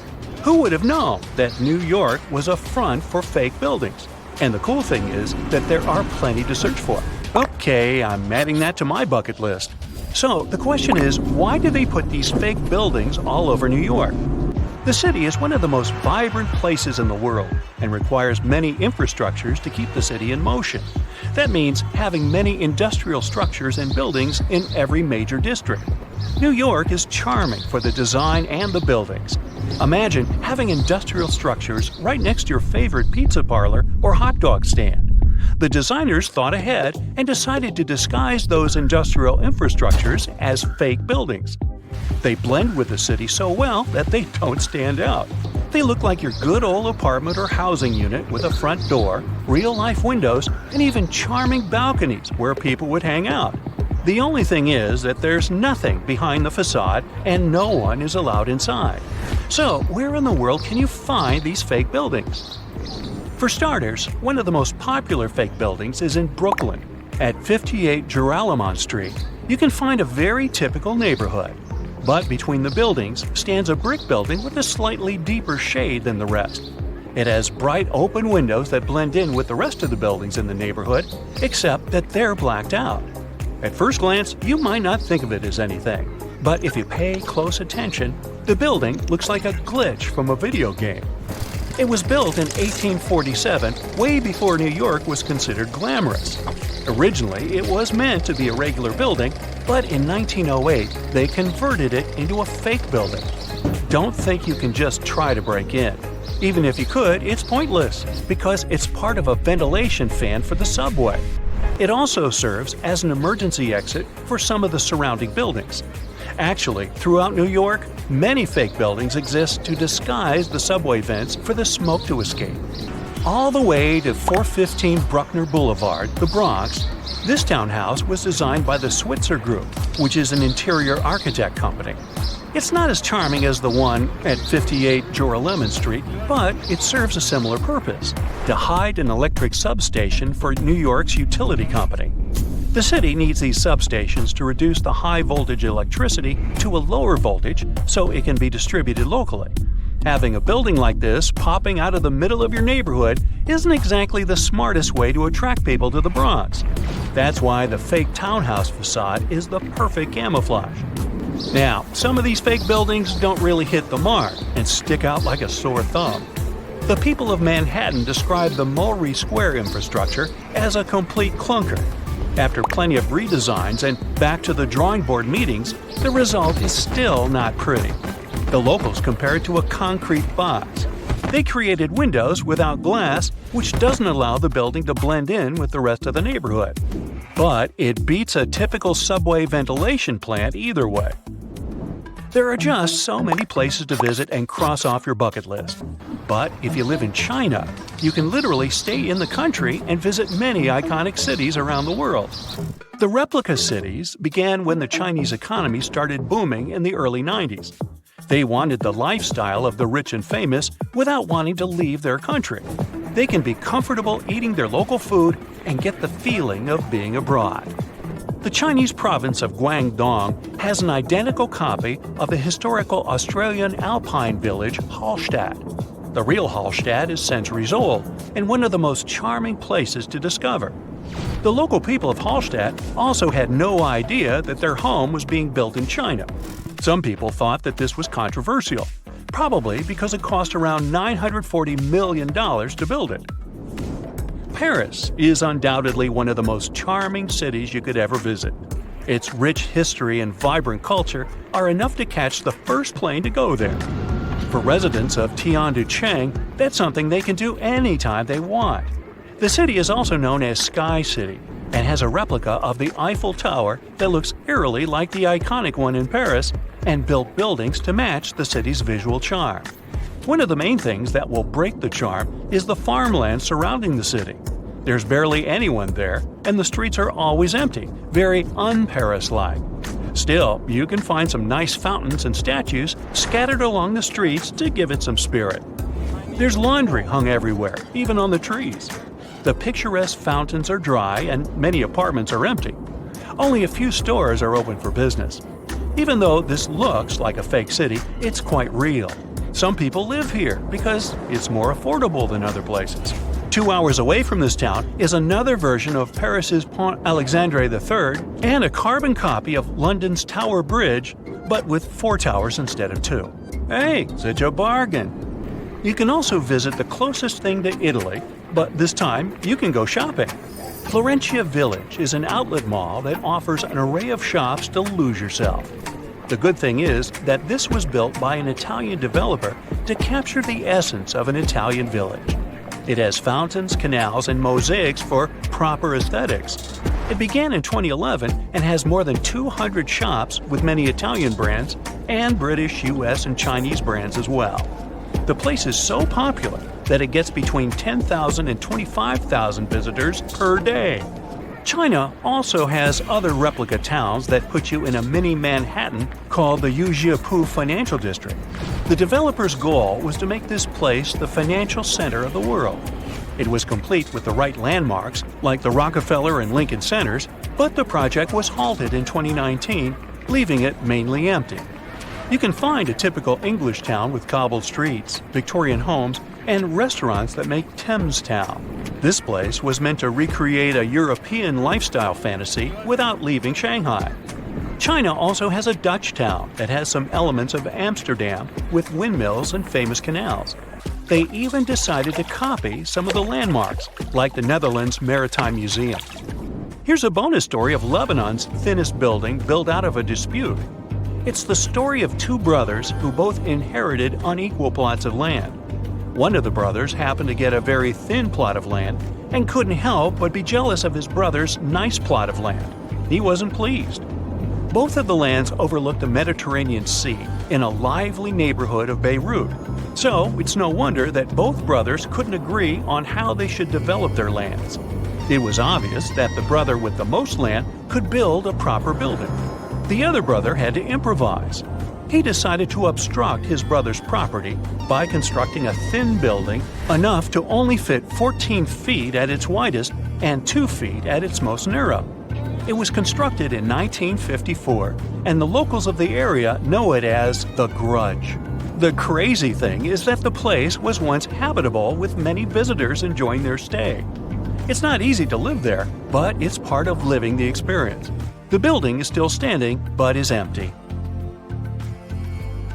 To energize this amazing venue, which comes with a hefty price tag of around $2.3 billion, you'll need 28 megawatts of power, enough to supply electricity to about 21,000 homes. It was originally projected to cost just $1.2 billion, but challenges arose and the budget ballooned. I'm talking about the Sphere in Las Vegas. This place is so massive, it could fit the entire Statue of Liberty from its base to its torch. Standing at 366 feet tall and stretching 516 feet wide at its largest point, it can accommodate up to 20,000 people if they're all standing. If you want to sit down, the capacity drops to 18,600. Still, that's enough room for the entire population of some small nations, like Palau. Now, let's dive into its construction.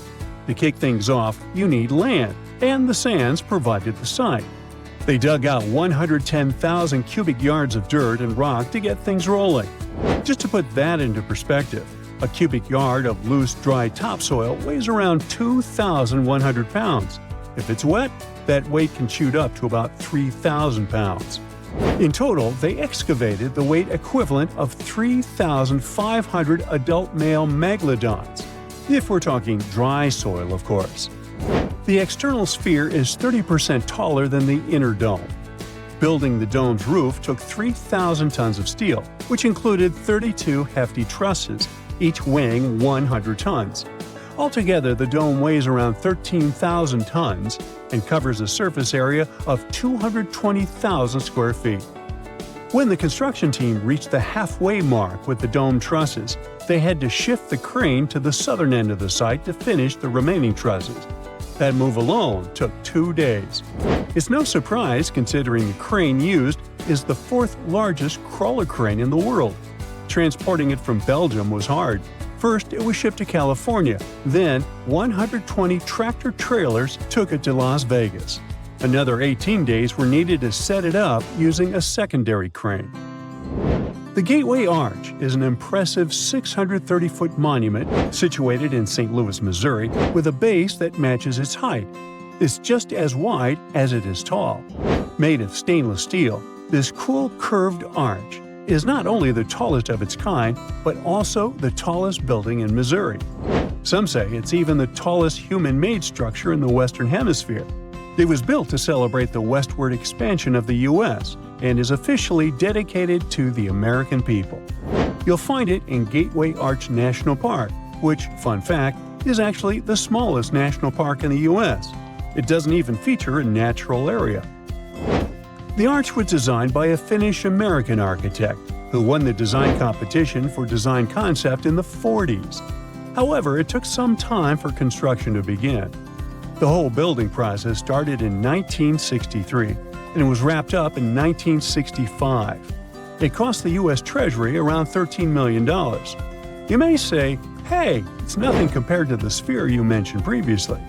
Yeah, but back in the 60s, $13 million could buy you what $96 million can buy you today. But still, the arch is way cheaper than the sphere. The construction bidding was pushed from the 20th December 1961 to the 22nd of January 1962, with around 50 companies interested, and the winning bid signed on the 14th of March 1962, backed by a $2.5 million city subsidy. McDonald, not McDonald's Construction, the company in charge of the project, built a cool 30-foot viewing tower for crowds to check out their epic project. In 1963, about 1 million people showed up to take a look at the project in progress. Initially scheduled for completion in 1964, the arch was only revealed to the public in 1967. Stan Wolf, the project manager at McDonald Construction Company, mentioned that constructing a 62-story building is simpler than building an arch. He explained that with a building, it's all about stacking things straight up. With an arch, you're dealing with a lot of curves. Now, this building has set a bunch of world records. The tallest existing structure, the tallest building ever, the building with the most floors. This iconic tower is the centerpiece of a massive mixed-use development featuring 30,000 homes, 9 hotels, 7.4 acres of park, 19 residential skyscrapers, the vast Dubai Mall, and an artificial lake, essentially a mini-city. Designed to attract global attention and investment, the Sheikh aimed for the extraordinary. Ever felt a chill in the air while flying? At the top of the Burj Khalifa, it might feel a bit like you're on a plane, with temperatures about 11 degrees cooler than at ground level. The building's spire, made of over 4,000 tons of steel, stands at 660 feet tall, although it's mainly for looks, as the building would still be an impressive 1,919 feet without it. The exterior consists of reflective glass panels and aluminum, designed to handle the fierce desert sun and wind while providing great thermal performance. Those glass panels are no joke. Each weighs about 800 pounds. The building is equipped with 57 elevators, including the world's fastest double-deck variety, zipping passengers up and down at speeds of up to 33 feet per second. But if you're up to some cardio, there are 2,909 stairs leading to the 160th floor. No thanks, after you. Given how tall the Burj Khalifa is, you may mistakenly think water might be an issue. I mean, it's obviously hard to pump it up there, but it's not. Burj Khalifa's system delivers around 250,000 gallons of water daily through many miles of pipes. The temperature regulation isn't a problem either, as the air conditioning system is so powerful that its effect is comparable to melting 13,000 tons of ice in a day. Right. And what about cleaning those windows? There's a 36-worker crew to take care of all 24,348 windows. Want to guess how much time it takes? Not a week, not a fortnight, not even a month. It takes around 3 months. And this task is performed 4 times a year. 3 by 4 gives us 12, so yeah, it's pretty much a non-stop process. Elizabeth Tower is one of the greatest and most iconic constructions of all time. Don't tell me it's the first time you've heard about it. It's just another name for Big Ben. One of the main secrets of this tower is its foundation, which is crucial to its stability. The tower's base is square, and it measures 40 feet on each side. For such a tremendous construction, a stable foundation is crucial, so Big Ben's construction foundation is 12 feet thick. Still, it's not the foundation it's famous for, but the clock. How do we care for something this high up? For the past 150 years, reaching the top of the clock tower has meant tackling a spiral staircase with precisely 334 steps. There is a spiral staircase with 290 stone steps up to the clock room, followed by 44 to reach the belfry, which gives us those 334 steps I mentioned before, and an additional 59 to the top of the spire. They're currently adding elevator shafts, but don't get too excited. They're mainly for maintenance and security and won't be for regular use. So once you reach the top, there's a door that opens to a narrow walkway behind each of the 4 clock faces. It's a tight fit, just spacious enough for an average person. If you venture a bit further on the stairs, you'll find another door leading to the clock room, which holds the impressive clock mechanism.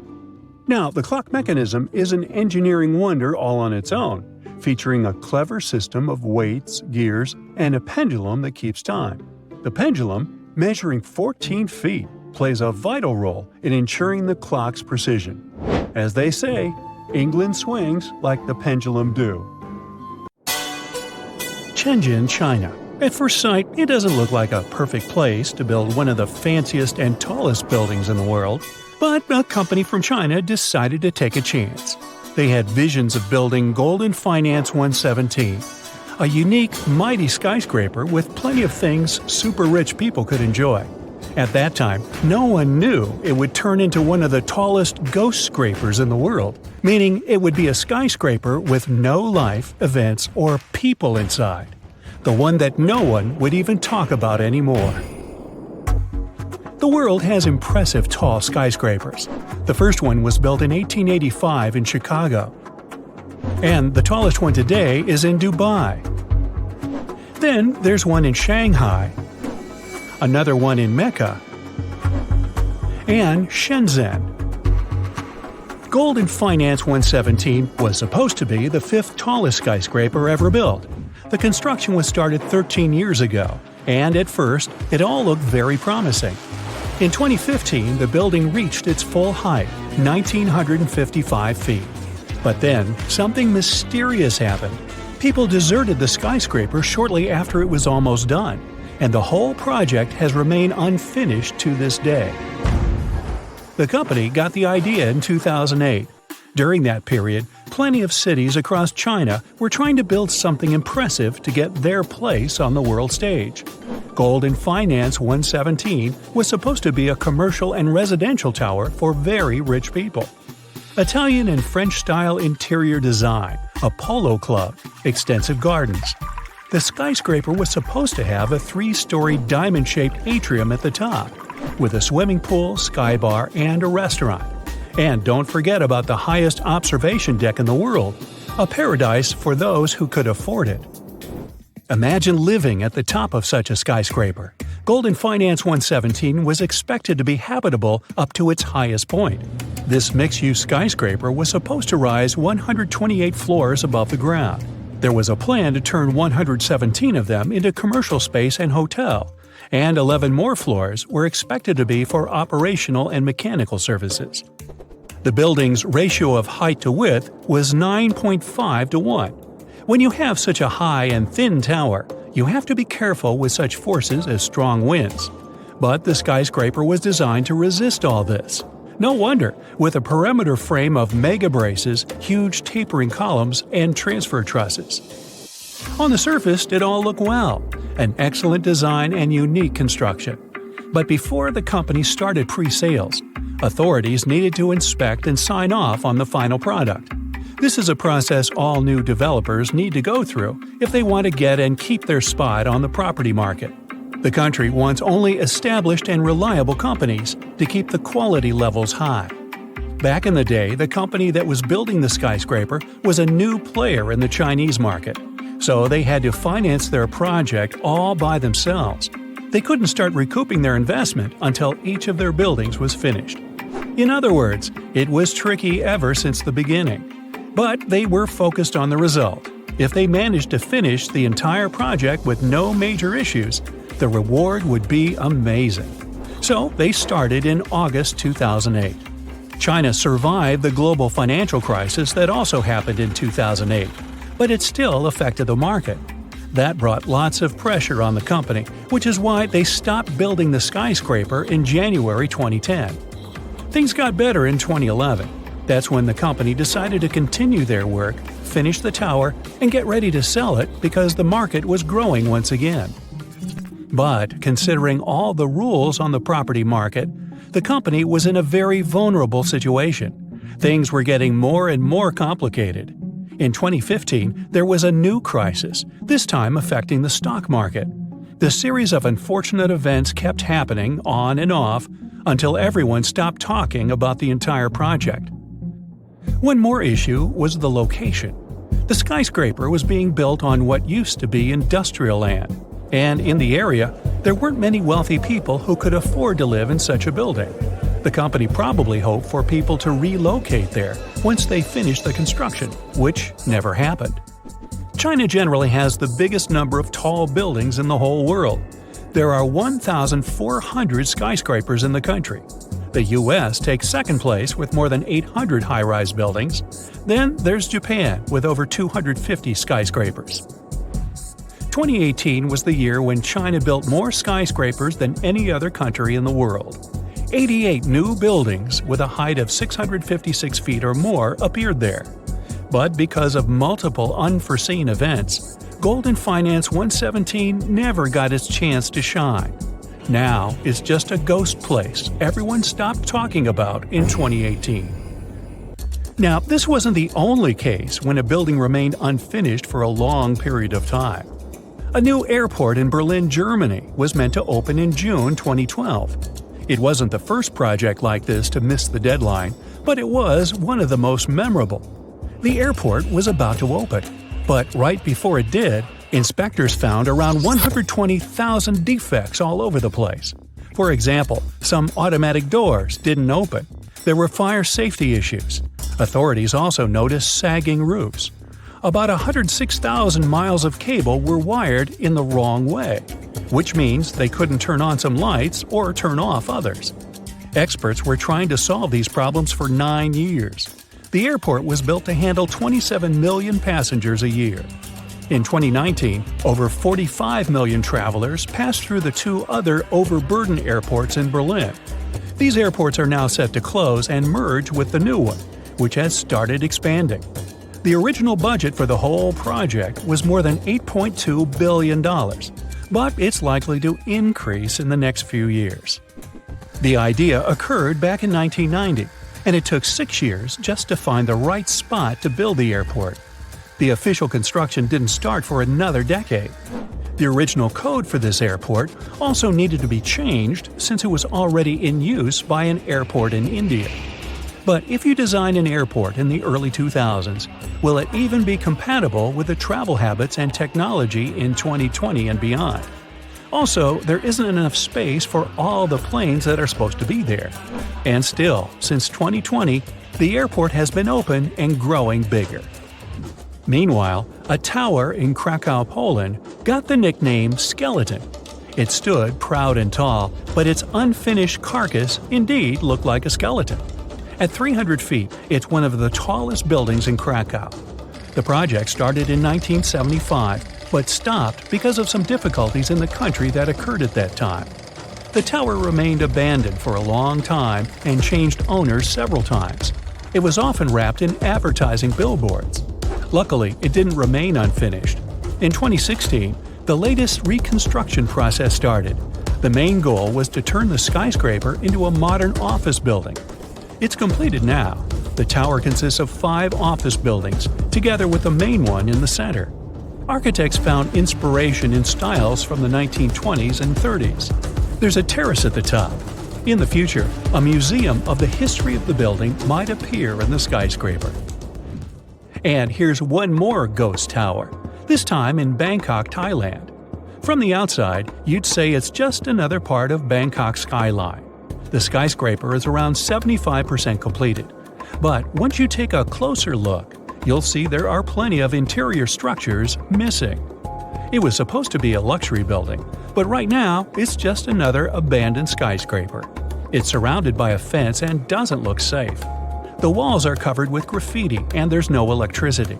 The building stands there as a reminder of what it could have become and draws the attention of urban explorers from all over the world.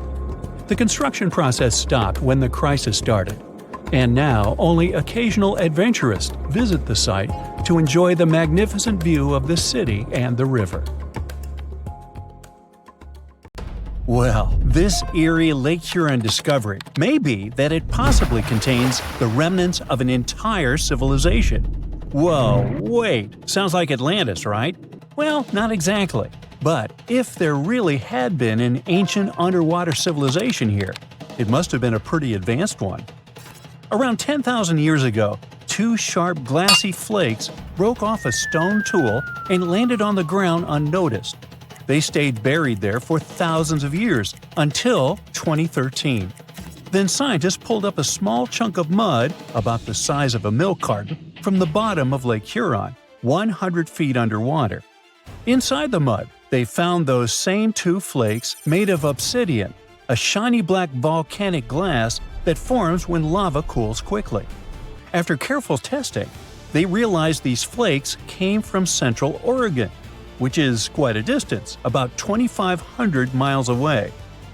They found this prehistoric Great Lakes site on the Alpena Amberley Ridge, an underwater landform that once connected what's now Michigan and Ontario. Back then, it was dry land. Early humans used it to build traps for animals like caribou as the Ice Age faded and the Great Lakes began to form. Now, obsidian was the high-tech material of ancient times. It's super sharp and perfect for making tools. If you study the flakes carefully, it's obvious that humans made them. You can see where they struck them and the feathered edges that come from being carefully chipped.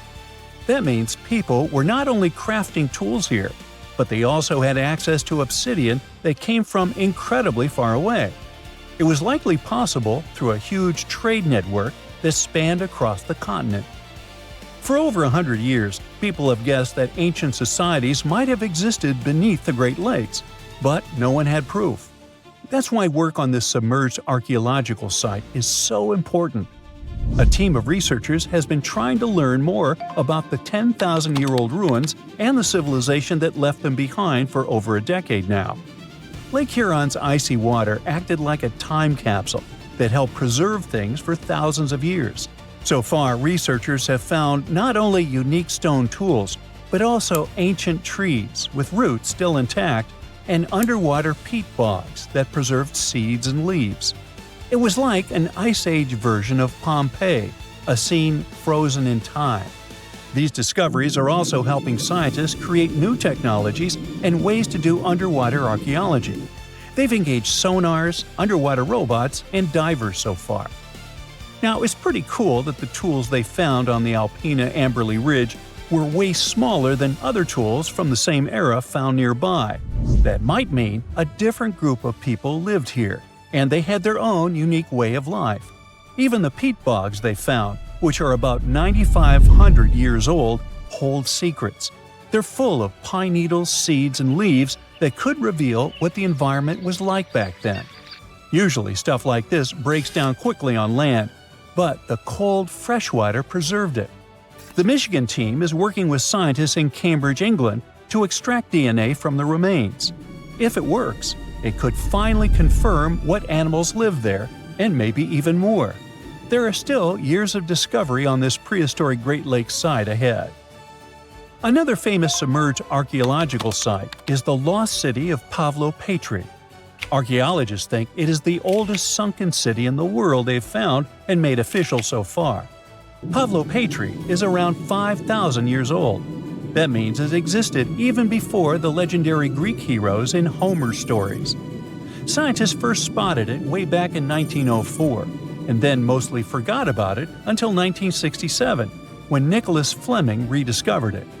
He described it as a Bronze Age city now lying under about 10 to 13 feet of water. A year later, he returned with a team of scientists to study the ruins.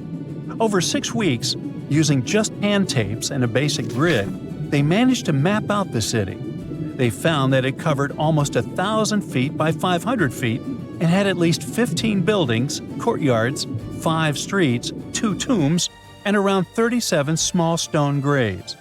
They also found signs that the ruins continued onto the nearby island of Pavlo-Petri itself. They dug up some amazing pottery, obsidian, and chert blades, and even a tiny bronze figurine that may date all the way back to 2800 BCE. Most of the buildings, though, came from the period between 1650 and 1180 BCE. Then scientists left the site alone again until 2009, when a super team of researchers launched a new 5-year project to really dive deep into the history of Pavlo-Petri. This time, they had digital mapping tools and better diving equipment, so they could explore and even excavate underwater. They found another 97,000 square feet of buildings, including a large hall and hidden streets. Plus, they dug up even more pottery that showed people had been living in the city from about 3000 BCE to 1100 BCE, and that the city once had a population of 500 to 2,000 people.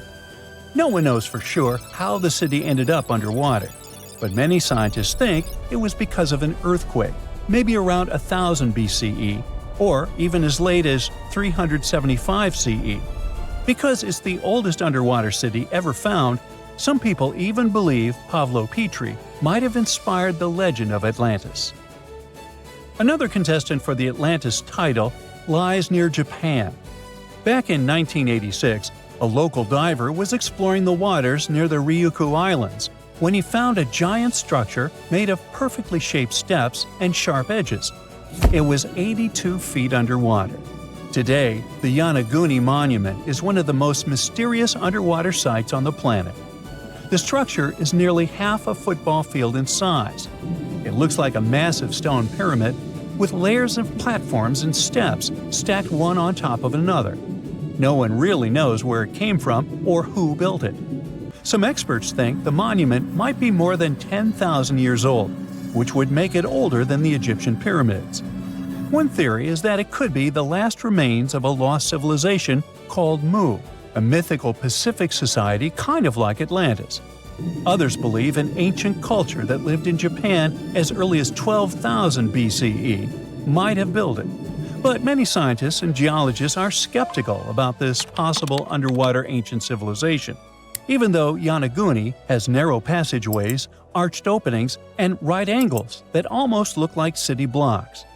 They say that the site looks a lot like natural rock formations, like the Giant's Causeway in Northern Ireland, for example. The whole monument is still connected to a bigger chunk of bedrock, which means it wasn't built piece by piece. And the way the layers of rock are stacked probably has more to do with earthquakes and tectonic movement. It's located in the very active Pacific Ring of Fire.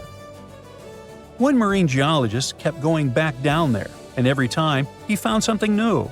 He says he spotted tool marks in the rock, symbols carved into stone faces, and even rock formations shaped like animals. He believes these carvings point to a culture that came from mainland Asia.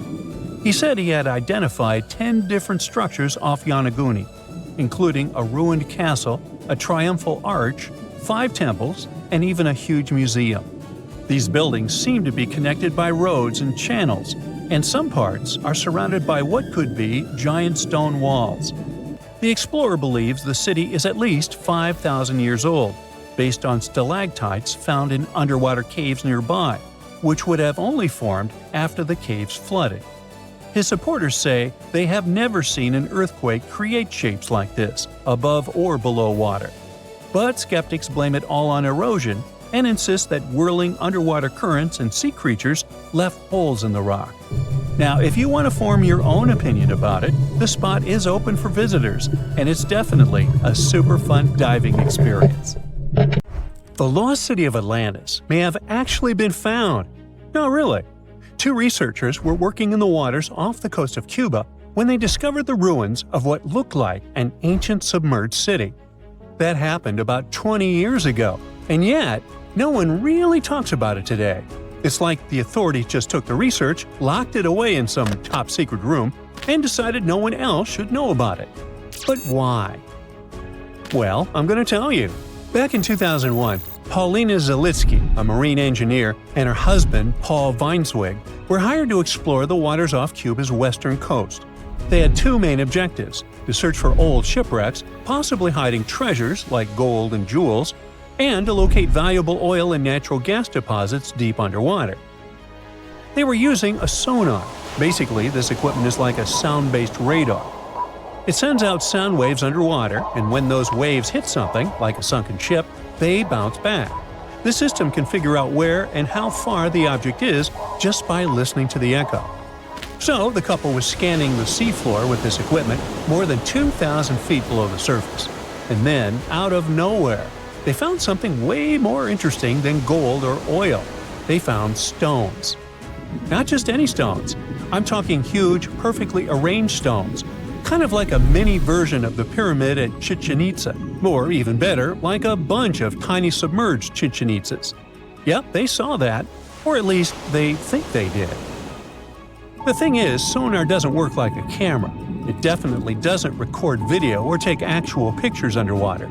What it does do is create images using sound. And those images are usually just outlines or shapes, kind of like a blurry black and white sketch. It shows you where things are, but not exactly what they look like. And that's exactly what happened back then. The equipment started producing images of these perfectly organized stone structures, and it really looked like some kind of urban development. I mean, the site was just too organized, too symmetrical to be just random rocks. But it sounded too good to be true. I mean, this discovery could totally change everything we know about ancient civilizations on the American continent. So the scientists decided it would be too irresponsible to announce anything without finding more evidence first. And that's why they decided to go back to that same spot. This time they sent down an underwater remotely operated vehicle to actually see what was going on beneath the sea. See? This robot was basically an underwater cameraman. And yep, it confirmed it. There was definitely something strange down there. It looked like an ancient city made of huge, smooth blocks of granite. These rocks were about 8 feet by 10 feet. Some were in pyramid shapes, others were circular. Some seemed to be deliberately cut and then stacked on top of each other, while others appeared isolated from the rest. Together, they looked like they were forming corridors and outlines of rooms. It was like finding large buildings in the middle of an underwater desert. These images were enough for Zalitsky to seal the deal. Back then, she confirmed that this amazing structure, her words, could have been a large urban center. Again, her words. Then the couple started to speculate. They said that these structures were probably built more than 6,000 years ago, which would make them older than the Great Pyramids of Egypt. It's even older than the famous Maya, the civilization that used to live in the Americas and is known for their ancient and advanced temples. The research also suggested that these structures might belong to a civilization that lived on the American continent thousands of years ago, and that we didn't even know about. This supposed civilization once thrived on a 100-mile land bridge connecting Cuba to Mexico's Yucatan Peninsula. But then, something catastrophic happened. According to their theory, the Earth's faults shifted beneath the surface, leading to a massive earthquake. Then, in the blink of an eye, the entire bridge was destroyed. The land was swallowed up by the sea and ended up at the bottom of the ocean, and this civilization disappeared. Of course, all the connections to the famous Atlantis myth got the media totally hooked on the story.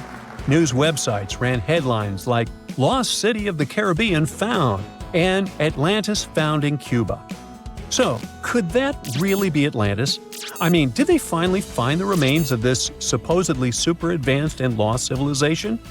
Well, it's hard to say. From the start, part of the scientific community wasn't buying into the story too much. First, there's the issue of the date. Saying that this civilization existed at this spot at least 6,000 years ago just wasn't very credible. Then, some European archaeologists argued that the stones they found using sonar might just be natural limestone, not perfectly sculpted granite. And third, it was too deep.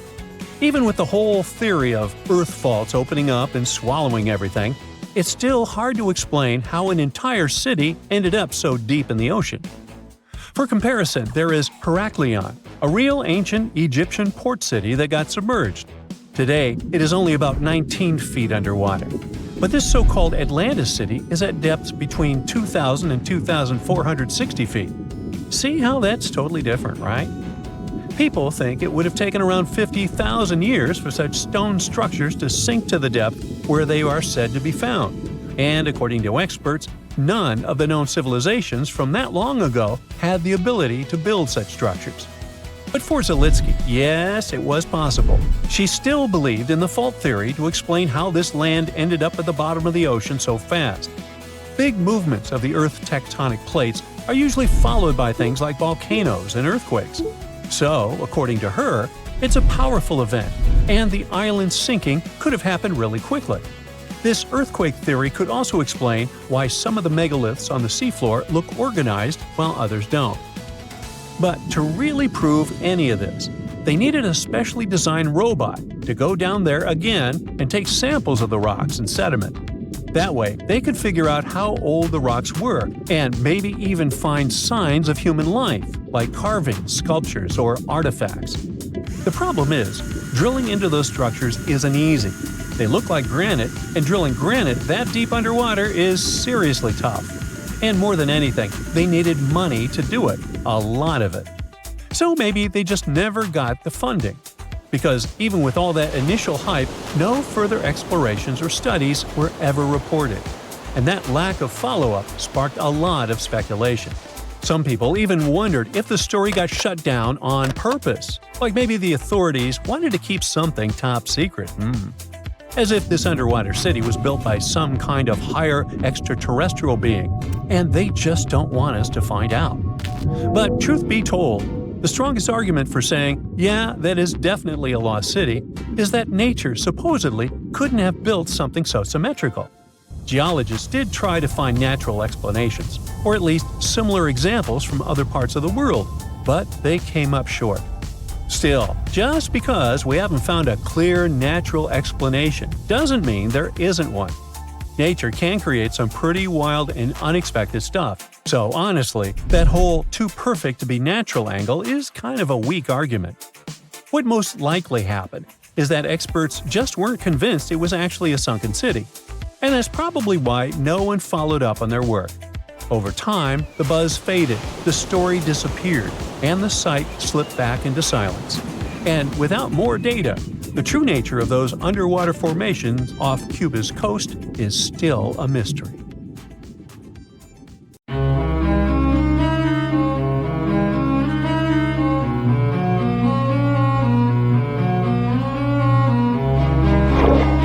Question for you. Do you think Atlantis could be real? It remains as one of history's greatest mysteries. The legend began with Plato, all the way back in ancient Greece, the tale of a civilization that formed and prospered before our own. Atlantis was supposedly a highly technological society, much like the Mayans. But, as the legend says, due to the people's greed, they were punished by a flood that destroyed and submerged their cities. Different theories try to guess Atlantis' location. Some say it was in the Mediterranean Sea. Some say it's beneath the Bermuda Triangle. But, as science has shown us, Atlantis may be only an allegory for humankind. Today, you'll discover several amazing underwater cities that you have never heard of. They existed indeed and are not just a myth. We're taking you on an excursion to the underwater city of Baia, which is on the coast of Italy. Known as the Las Vegas of the Roman Empire, Baia was a resort city. The Roman elite traveled there for recreation. Imagine an open-air spa. That was Baia. You can visit the submerged town by scuba diving and get close to that perfectly preserved, magnificent Roman sculpture, a true underwater wonder. You can spot the crumbled temples and buildings through glass-bottom boats. This is a moss-covered museum in Claudio's Nymphaeum. To your left, you can see a collection of classical Greek statues. Swimming down the Via Herculeana, you'll arrive at Villa Aprotio. Villas are Italian-style houses, and here you can admire their original marble floors. Notice the black and white patterns and the astounding shapes they make. Next, you'll arrive at Portus Julius. Can you see the collapsing wall structures at the bottom of the seafloor? You'll see well-preserved columns and limestone floors. Behold the ruins of the thermal baths of Lacus. The remaining multicolored mosaics are something great to see. You'll see their orange, blue, and green tiles if you get close enough. At Pisoni's Villa Pila, you'll see 25 preserved Roman pillars. Notice the arches, the frescoes nearby, and the magnitude of this well-kept treasure. The city was located over natural volcanic vents, so there were hot springs to be used at will. People went there looking to have an excellent time. And when I say people, I mean some of the great Roman emperors we learned about in school: Nero, Cicero, Caesar. But around the 8th century, the city was sacked and the luxurious town was abandoned. Slowly, the water level rose and the city started to drown. You are on a summer vacation off the coast of Greece, 4 hours outside of Athens, in the Peloponnese Peninsula on Pavlo Petri. You dust off your snorkel and head for a free dive on a bright sunny day. Sometime into the dive, you start noticing patterns on the seabed. 13 feet below the surface, the outline of familiar objects starts to appear, one by one.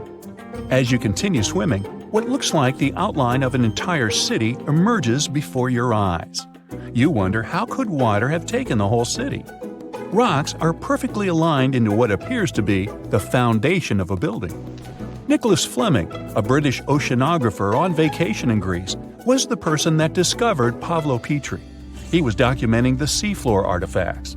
The team found the site filled with pots, storage vessels, and tools. A quern stone, for instance, is a tool used for grinding grains and turning them into flour. Multiple amphoras, which were found then, indicate that this settlement dated back to the Bronze Age, 5,500 years ago, when people started living in towns. The settlement is believed to have lasted for over 2,400 years. Pavlo Petri is considered today the oldest submerged town yet found, and it's impressive that it wasn't a simple village. It was a vibrant port city with stone-built buildings, a marketplace, streets, and even squares. Let's continue our exploration and find secrets in other underwater cities. You are diving off the coast of the Ryukyu Islands. Pacific waters are far from smooth. There's a strong current pulling you into the deep sea. Suddenly, you see a huge structure thanks to the sunlight shining down on the seabed. At first, it looks like Machu Picchu's ruins across the globe in Peru. As you approach it, you slowly figure out its form. A pyramid-shaped structure, arches, staircases. It's something that could have easily been a palace or castle. Could this also be a sign of human activity? What you just saw is known today as the Yanaguni Monument. It also goes by the name of Japan's Atlantis. The entire monument is about the size of 5 football fields and the height of a 5-story building. Its most surprising feature is its expansive terraces that host large crowd gatherings. Explorers and scientists believe that Yonaguni dates back to 10,000 years ago. But whether it is a man-made structure or a natural formation is still under debate. For Japan's top marine geologist, Professor Masaki Kimura, Yonaguni is the heritage of a lost civilization. Kimura has dived into exploring the ruins over 100 times over the past 10 years. According to him, there are clear signs of human activity down there. The Triangle Pool, located on the monument's surface, is a triangle-shaped concave that is a historical symbol of water fountains in the region. There is also a giant turtle carved on the eastern side of the structure. And according to Kimura, turtles have an important cultural meaning. Several pieces of stone tools have been recovered from the site. Their estimated age dates back to 10,000 years ago. However, not all scientists are convinced of the same. For many, Yonaguni is the result of thousands of years of erosion.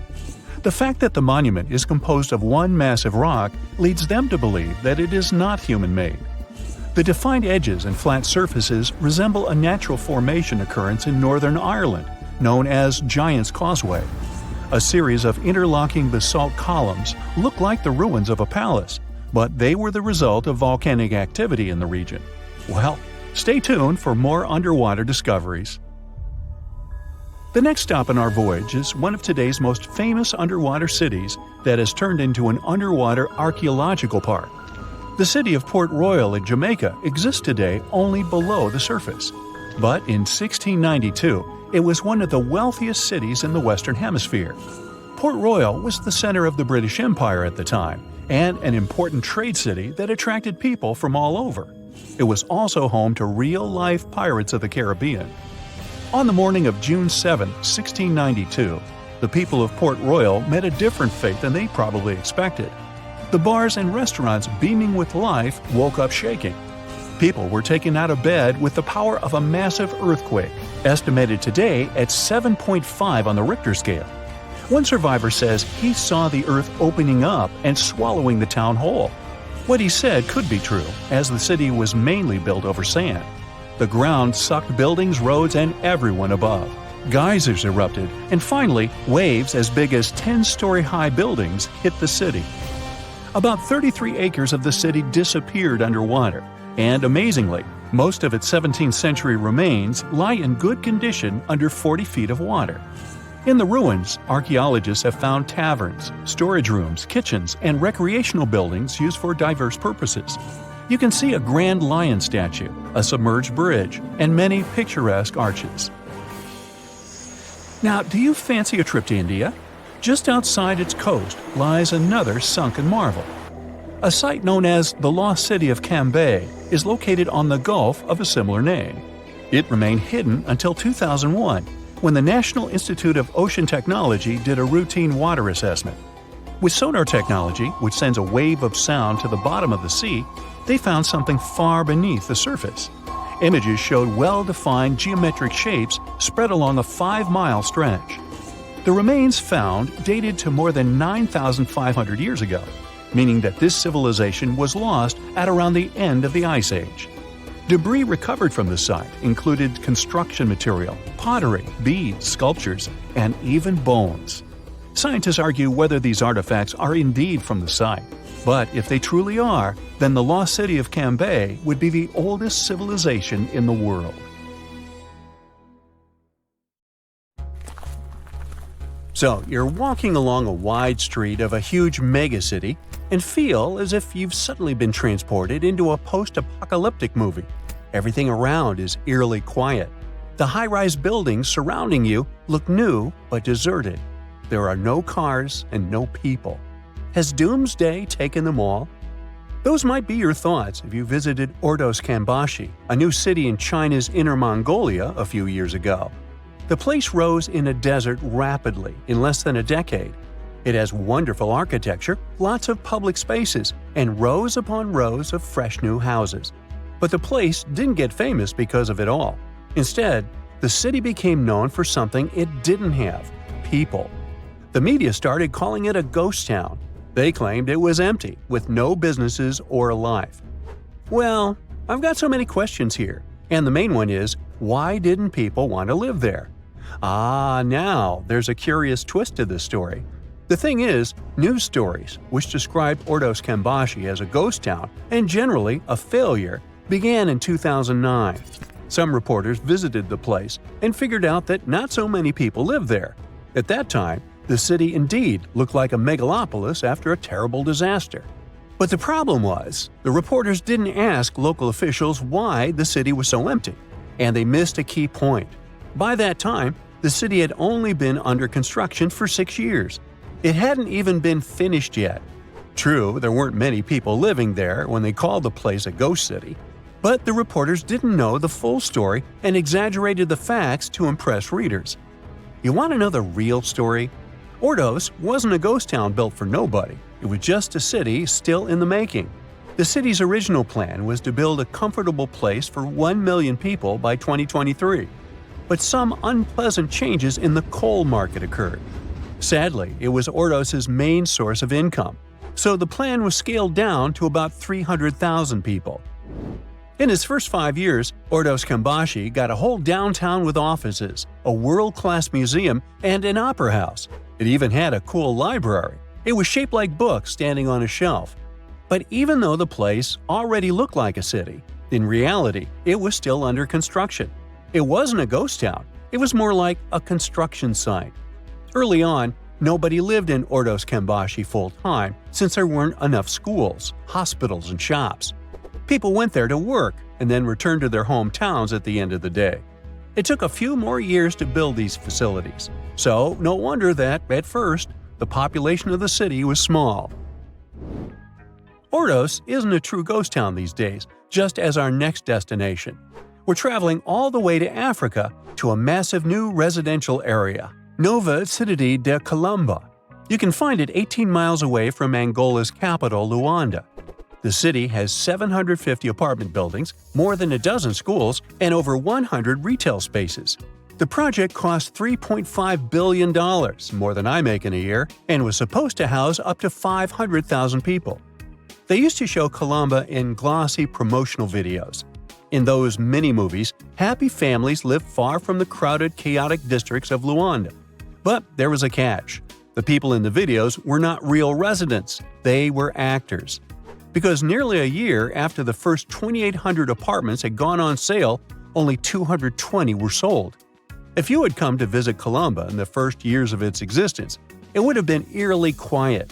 You would have seen the rows of colorful apartment buildings standing empty, closed shutters, deserted balconies. There would have been barely any cars and hardly anyone around. Most of the shops would have been vacant, except for the hypermarket at the entrance. Even if people had lived there would have been nowhere to buy basic things, like food.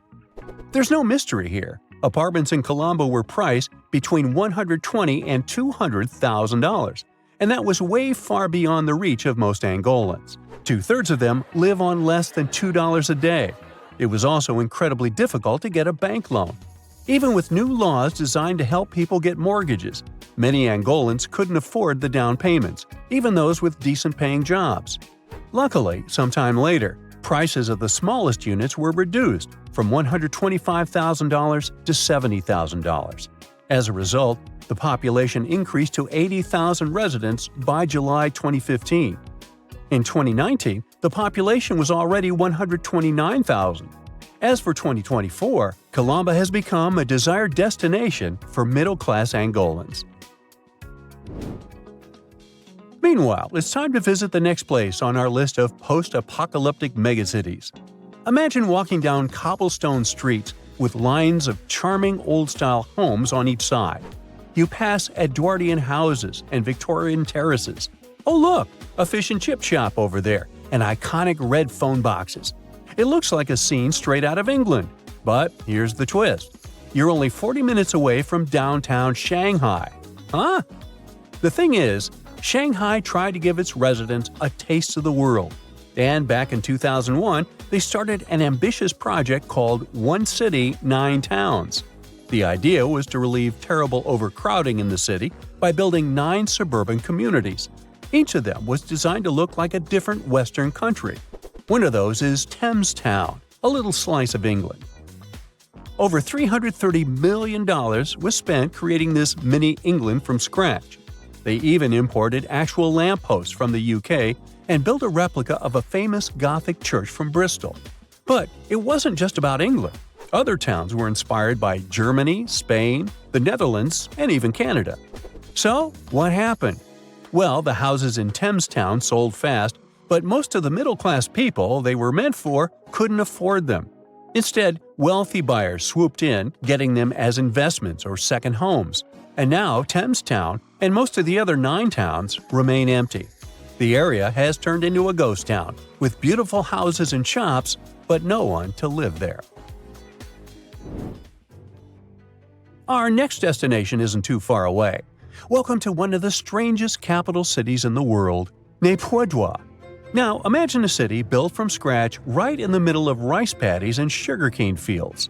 In 2005, Myanmar showed the world its brand new capital, named Naypyidaw, which means the seat of the king. The rumor has it, the city cost up to $4 billion to build. This surreal city is 6 times the size of New York City. Everything there is supersized. Roads have up to 20 lanes and stretch as far as the eye can see. There's a safari park and at least 2 golf courses. Unlike in the rest of the country, there's reliable electricity there, and many restaurants have free fast Wi-Fi. But there's one big issue: the place is weirdly empty. It even got international attention because of its odd layout and ghost town vibe. If you look closer, though, you might spot pairs of street cleaners in neon green vests. They're walking up and down those roads, sweeping streets that are already spotless. But what's the point if no one wants to live there? People say it's boring, expensive, and has no infrastructure for life. The whole place feels like an extreme test of if you build it, they will come. The test the city seems to have failed. Let's fly back to the USA now. There, in Pennsylvania, you'll see a town on fire. It's Centralia, a near ghost town. Since 1962, a coal fire has been burning underneath this small town and is likely to keep burning for the next 250 years. It all started with an attempt to clean up the local landfill. It accidentally ignited the coal seams underground.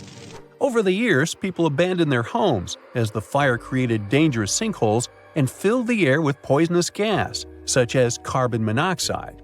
In 1992, the state had taken over most of the land, leaving just a handful of residents.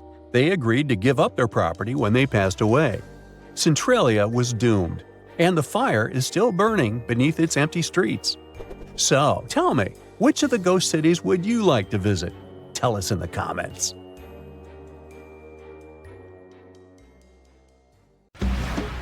Before we get into the reason why and how there are pyramids all around the world, let's talk about some of the examples.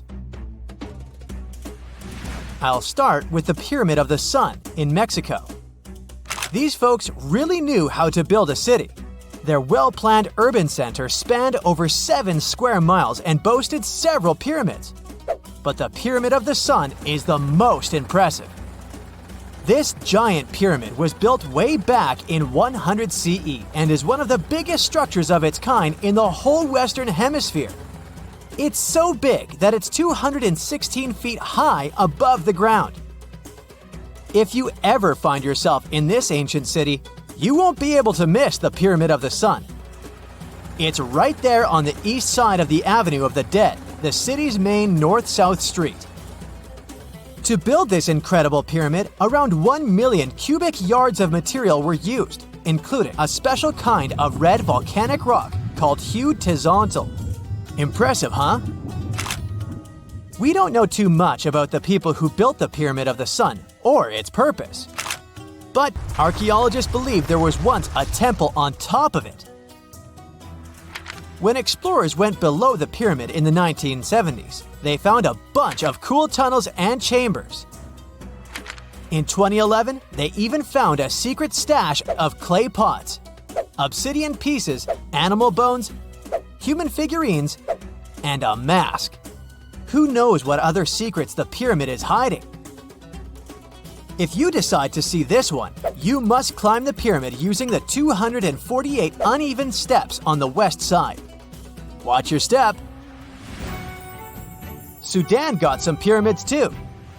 Nubian pyramids aren't as big as the ones in Egypt, but they still got around 200 of them. These ancient pyramids have been home to the tombs of the pharaohs of the Meroitic kingdom for almost 1,000 years, who ruled Egypt from Nubia to the Mediterranean Sea. The pyramids at Meroe were constructed using granite and reddish sandstone. Oh, and did you know that Sudan has more ancient pyramids than Egypt? The Kushite pyramids depict the indigenous architecture and burial traditions of Nubia's Napata and Meroe kingdoms, which ancient Egypt influenced. Meroe, the burial site of over 40 queens and kings, is the most extensive Nubian pyramid site. The tomb walls depict mummified royals bedecked in jewelry, their wooden caskets containing bows, quivers of arrows, and other artifacts pointing to the Meroitic relationship and trade with Egyptian and Greek civilizations. So if you're looking for some ancient tombs to explore, you may consider skipping the crowds in Egypt and heading on down to Sudan. Let's fly to Iraq to see some more pyramids. Ziggurats have fancy receding layers and tiered temples. Instead of a smooth exterior, it has tiers like a cake, perfect for all the important work and rituals that went on inside. You can find these towering structures scattered throughout Iraq and Iran, and they're a real testament to the power and skills of the people who built them. One of the biggest and most impressive ziggurats is the ziggurat at Ur. It's basically a giant rectangular pyramid that stands a whopping 70 to 100 feet tall, with 3 levels of terraces and a temple on top. Can you imagine how many baked bricks it took to build that thing? Try 720,000 for just the lower portion. This particular ziggurat was built for Sumerian king Ur-Nammu.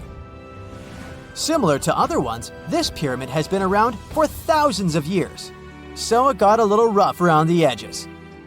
Thankfully, the Babylonian king Nebuchadnezzar II and some archaeologists came to the rescue in the 6th and 20th centuries respectively.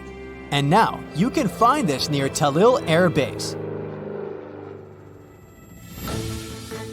The ziggurat at Ur was built in 2100 BCE by King Ur-Nammu for the moon deity Nana. It was the tallest building in the city, and you could see it from miles around. It was like the medieval cathedral spire of its day. People would come here to bring their agricultural surplus and get their food allotments and seek spiritual nourishment. Sadly, the Nana temple at the top of the ziggurat didn't survive, but we do have some blue glazed bricks that may have been part of its decoration. The lower parts of the ziggurat are pretty amazing though. The architects even included holes in the temple's baked exterior to let the water evaporate from its core. Since we explored some of the pyramids on our planet, let's take a broader perspective. They can be found in many parts of the world. Egypt has over 100 pyramids, double that number in Sudan, and dozens of others are scattered in the Middle East and China. The Americas have the most pyramids in total, with more pyramids than the rest of the world combined. These pyramids are located in Mexico, Guatemala, Honduras, and El Salvador. Time to know more about the evolution of pyramids through history. The oldest pyramid is in Egypt. This pyramid was a step pyramid, which was created by placing one layer of stone on top of another. The pharaoh Sneferu is credited with creating the pyramid shape we recognize today. During his 45-year reign, he built 3 pyramids. His first 2 attempts failed, but he finally got it right with the Red Pyramid, which is considered the first true pyramid. It was Sneferu's son, Khufu, who built the Great Pyramid of Giza, which was the tallest human-made structure on Earth for almost 4,000 years. Latin American pyramids are similar to early Egyptian step pyramids, but they were built independently, with no knowledge of each other. The pyramids in Sudan were built around 700 BCE. and are tall but much narrower than those in Egypt. How in the world did all these civilizations build these things without even texting each other? After all, the Aztecs, Mayans, and ancient Egyptians were about as different as possible. But despite their cultural differences, they all seem to agree on one thing. Pyramids were pretty cool. Step pyramids are all around the world because they were the most feasible and stable way to build large and tall structures without access to lighter building materials like wood and metal. The triangular form with a square base is the best way to build a sturdy structure, and having a cube structure would require more material for less height. Now, when it comes to pyramid design, the Egyptian pyramids were like giant triangles with a square base, smooth sides, and a pointy top. On the other hand, the Aztecs and Mayans went for a tiered cake look, with steps leading up to a flat platform on top. So, while all these pyramids share the same basic shape, they have their own unique flair. Each group built its pyramids using different materials, techniques, and slope angles. So while they may have been inspired by each other's work occasionally, they were just doing their own thing. Egyptian pyramids had smooth, angled sides that were designed to help the pharaoh's soul ascend to heaven. The Pyramid of the Sun was built over a series of caves that served as a passageway for the deities. The Maya built the temple of Kukulkan in Chichen Itza to honor the deity Kukulkan, usually represented by a serpent. Nicknamed El Castillo, it has 91 steps on each side, plus a platform. That's 365 steps, one for each day of the Mayan calendar. Tell me, Brightsiders, how were pyramids built? To begin with, humans made them, not a foreign race from space that landed on Earth. You see, one thing that all pyramids have in common is that they were built without advanced tools or even the wheel. It took a lot of people to build them, including skilled laborers and architects. For example, it's estimated that 20,000 people built the Great Pyramid of Giza, and it's believed that most of them were skilled laborers. Building pyramids was a massive undertaking that required years of planning and effort. The Great Pyramid at Cholula, Mexico, took 600 years to complete. Ah, the desert welcomes you with challenging conditions of abandoned environments and extreme temperatures. Hey, some of us would prefer dessert, chocolate, over sand and rocks. Oh well. Just like cactuses and camels, buildings have had to adapt to these conditions. Here are some examples of astonishing structures in deserts. These structures are called earthships. They're located in a New Mexico desert town. A large community of like-minded people lives in them. What's even more interesting is that the location of these buildings is registered as dumpsters. Maybe it's because all these structures are made out of old tires, bottles, and cans. Earthships operate using green building principles. About 40% of a typical earthship is built with natural or recycled materials. Imagine the walls made up of hundreds of used tires packed with dirt. Then there are layers of floor-to-ceiling passive solar windows. They gather the sunlight during winter and reflect it in the summer to keep the structures at a reasonable room temperature. You can see plants in corridors and glass bottles or aluminum cans stuffed inside walls. Certainly a distinct house in many ways. Mike Reynolds is an architect who noticed the alarming waste and consumption levels in the 1970s. He designed a fully sustainable home out of cans back then. Almost 40 years later, he becomes the one who brings together all the other earthshippers. Reynolds drove a Mercedes, but it ran off of the vegetable oil he picked up at fast food restaurants in town. A standard 2-bedroom, 2-bathroom earthship costs about $250,000 in this town. Yet there are earthships like Dobson House that can cost as much as $1.5 million. If you do it yourself, with family and friends, you can eliminate the cost of labor, and it becomes relatively less expensive. Let's assume you're really going to build one. Where can it be? Well, anywhere. Earthships currently fit in the cold, dry air of Canada, as well as the hot and humid climate of Haiti. This is the Mirage Mirror House. It's an installation set in the Southern California desert. Mirage opened in 2017 as part of a contemporary art exhibition. It's composed of mirrors. This minimalistic structure blends with the environment around it. The doors, windows, and openings have been removed to create an amazing experience. What you have in the landscape is reflected back to you. How's it made? With mirrored surfaces. At night, the distant lights refract from the mirrors. In the daytime, the sky is transformed into banks of clouds. There's no fixed scenery in this house. How about seeing a futuristic structure in the deep desert? Architects designed a concept home that pairs perfectly with Elon Musk's Cybertruck. The house has a post-apocalyptic theme. I mean, when I say post-apocalyptic, it's because I can't say it. Anyway, the house is designed to survive in a disaster scenario. The cyber house has steel gates, the windows are armored, and the exterior walls are made out of super strong material. Modern house is controlled by an autonomous geothermal heat pump. To put it in less sci-fi terms, you can keep the internal temperature steady. This sleek house has an entrance that can fit the Cybertruck. After all, it's inspired by it in the first place. Plus, the Cybertruck can be lifted to the second floor to be more secure. This is King Abdullah Petroleum Studies and Research Center in Saudi Arabia. Basically, it's a laboratory in a desert. It was designed to demand minimum energy. The architecture has patterns on the walls and ceilings, giving reference to the local tradition of geometric form. The next stop is Swartberg House in South Africa.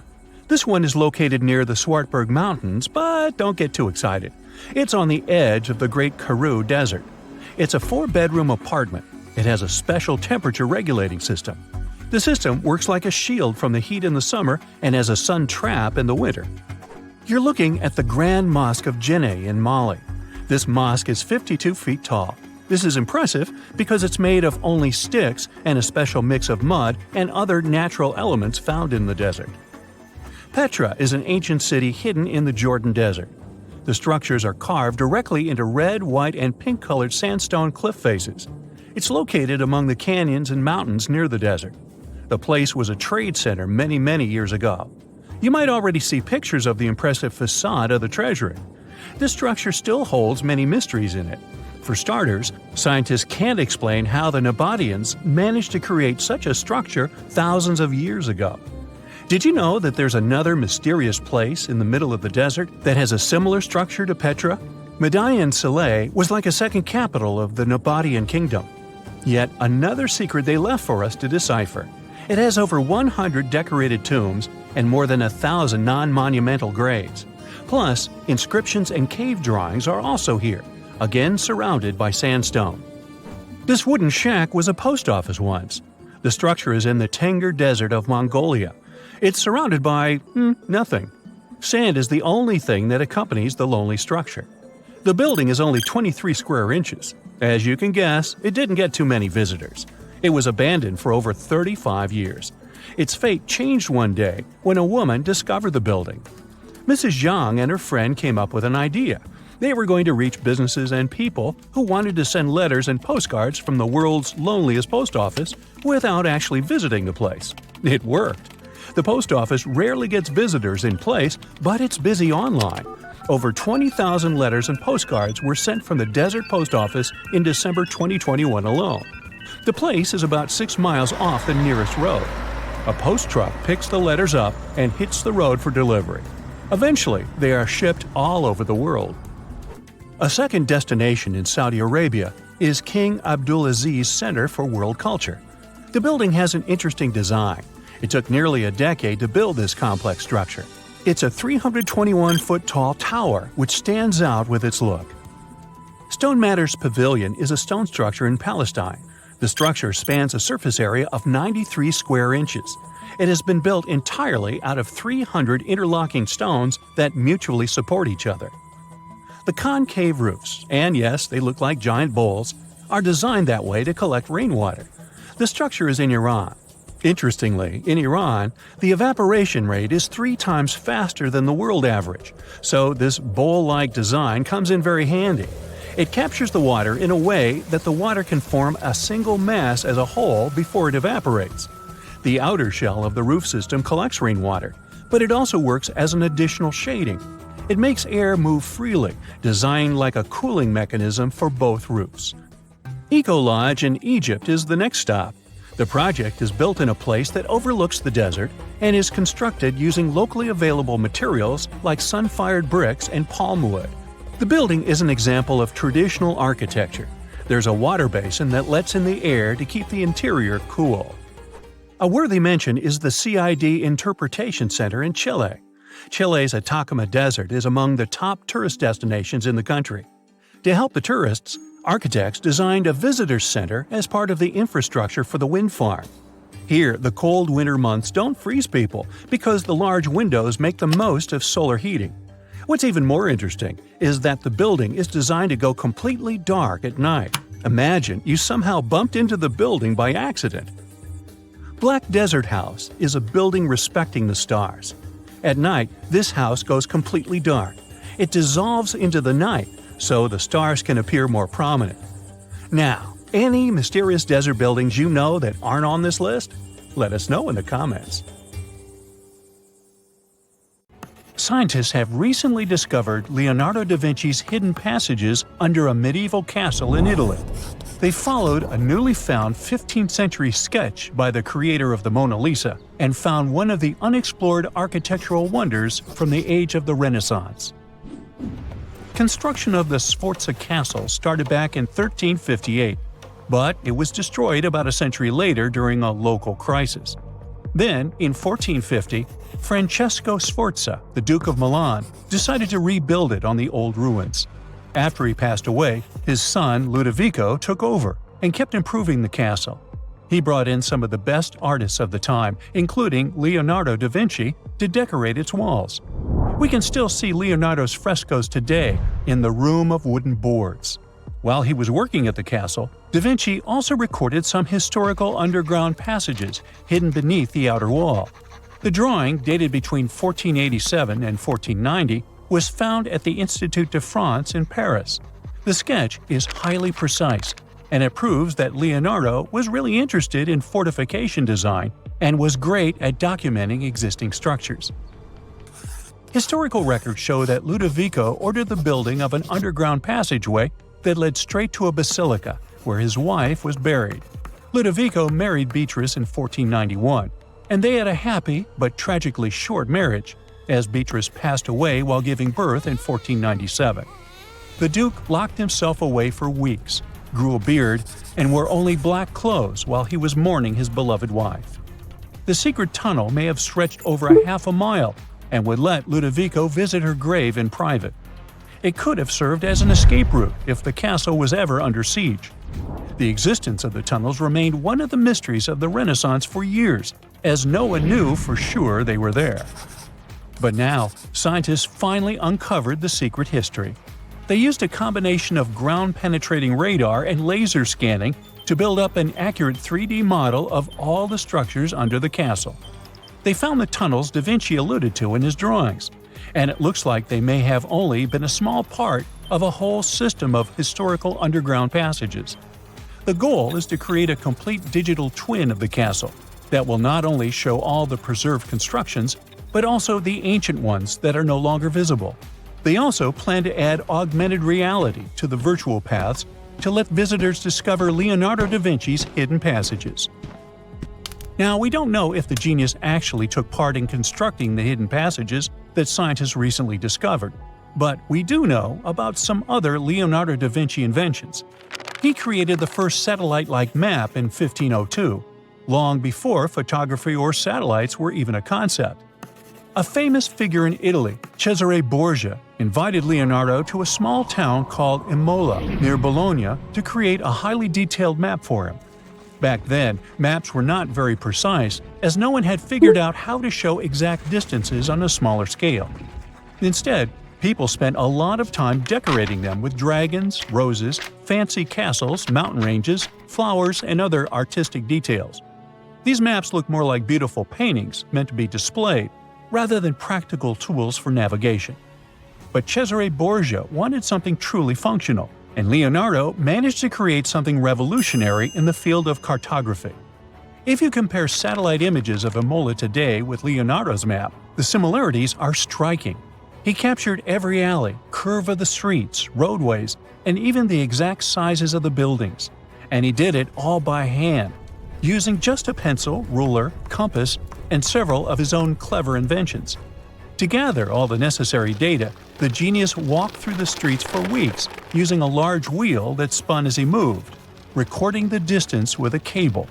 Using the magnetic compass, he determined precise directions. He also developed a tool called the boussole, which measured angles inside a circle. With this, he could track the exact turns of each street and the size of the intersections. He figured out the distances between houses and major roads. Then, back at home, he used his notes and calculations to draw the map to scale with incredible precision. In his work, Da Vinci also used a technique developed by Florentine humanist Leon Battista Alberti. He created a mapping method where you could place an entire city inside a circle using polar coordinates. At the center of the city, 8 straight lines met, representing the main directions of a compass. Leonardo used this system to divide the town into 8 sections. He didn't overlook even the smallest buildings, which made his map one of the most advanced of its time. The Italian genius had a big dream to build a machine that could let people fly. He studied how birds, bats, and kites move through the air and designed a special flying machine. He believed that if he could copy their movements, humans might be able to soar like them. Da Vinci's design looked a lot like a bat, with 2 large pointed wings that stretched over 33 feet wide. He planned to build the frame from lightweight pine wood and cover it with raw silk to make it strong but not too heavy. The person flying it would lie on their stomach on a wooden board in the center. To make the wings flap, the pilot had to pedal a crank with their feet, which was connected to a system of rods and pulleys. There was also a hand crank for extra power and even a headpiece to help steer. As the person moved their hands and feet, the wings would flap and twist, just like a bird's. But there was one big problem. Humans aren't strong enough to make the machine lift off the ground. Even though it might have worked once in the air, there was no way for a person to get it flying on their own.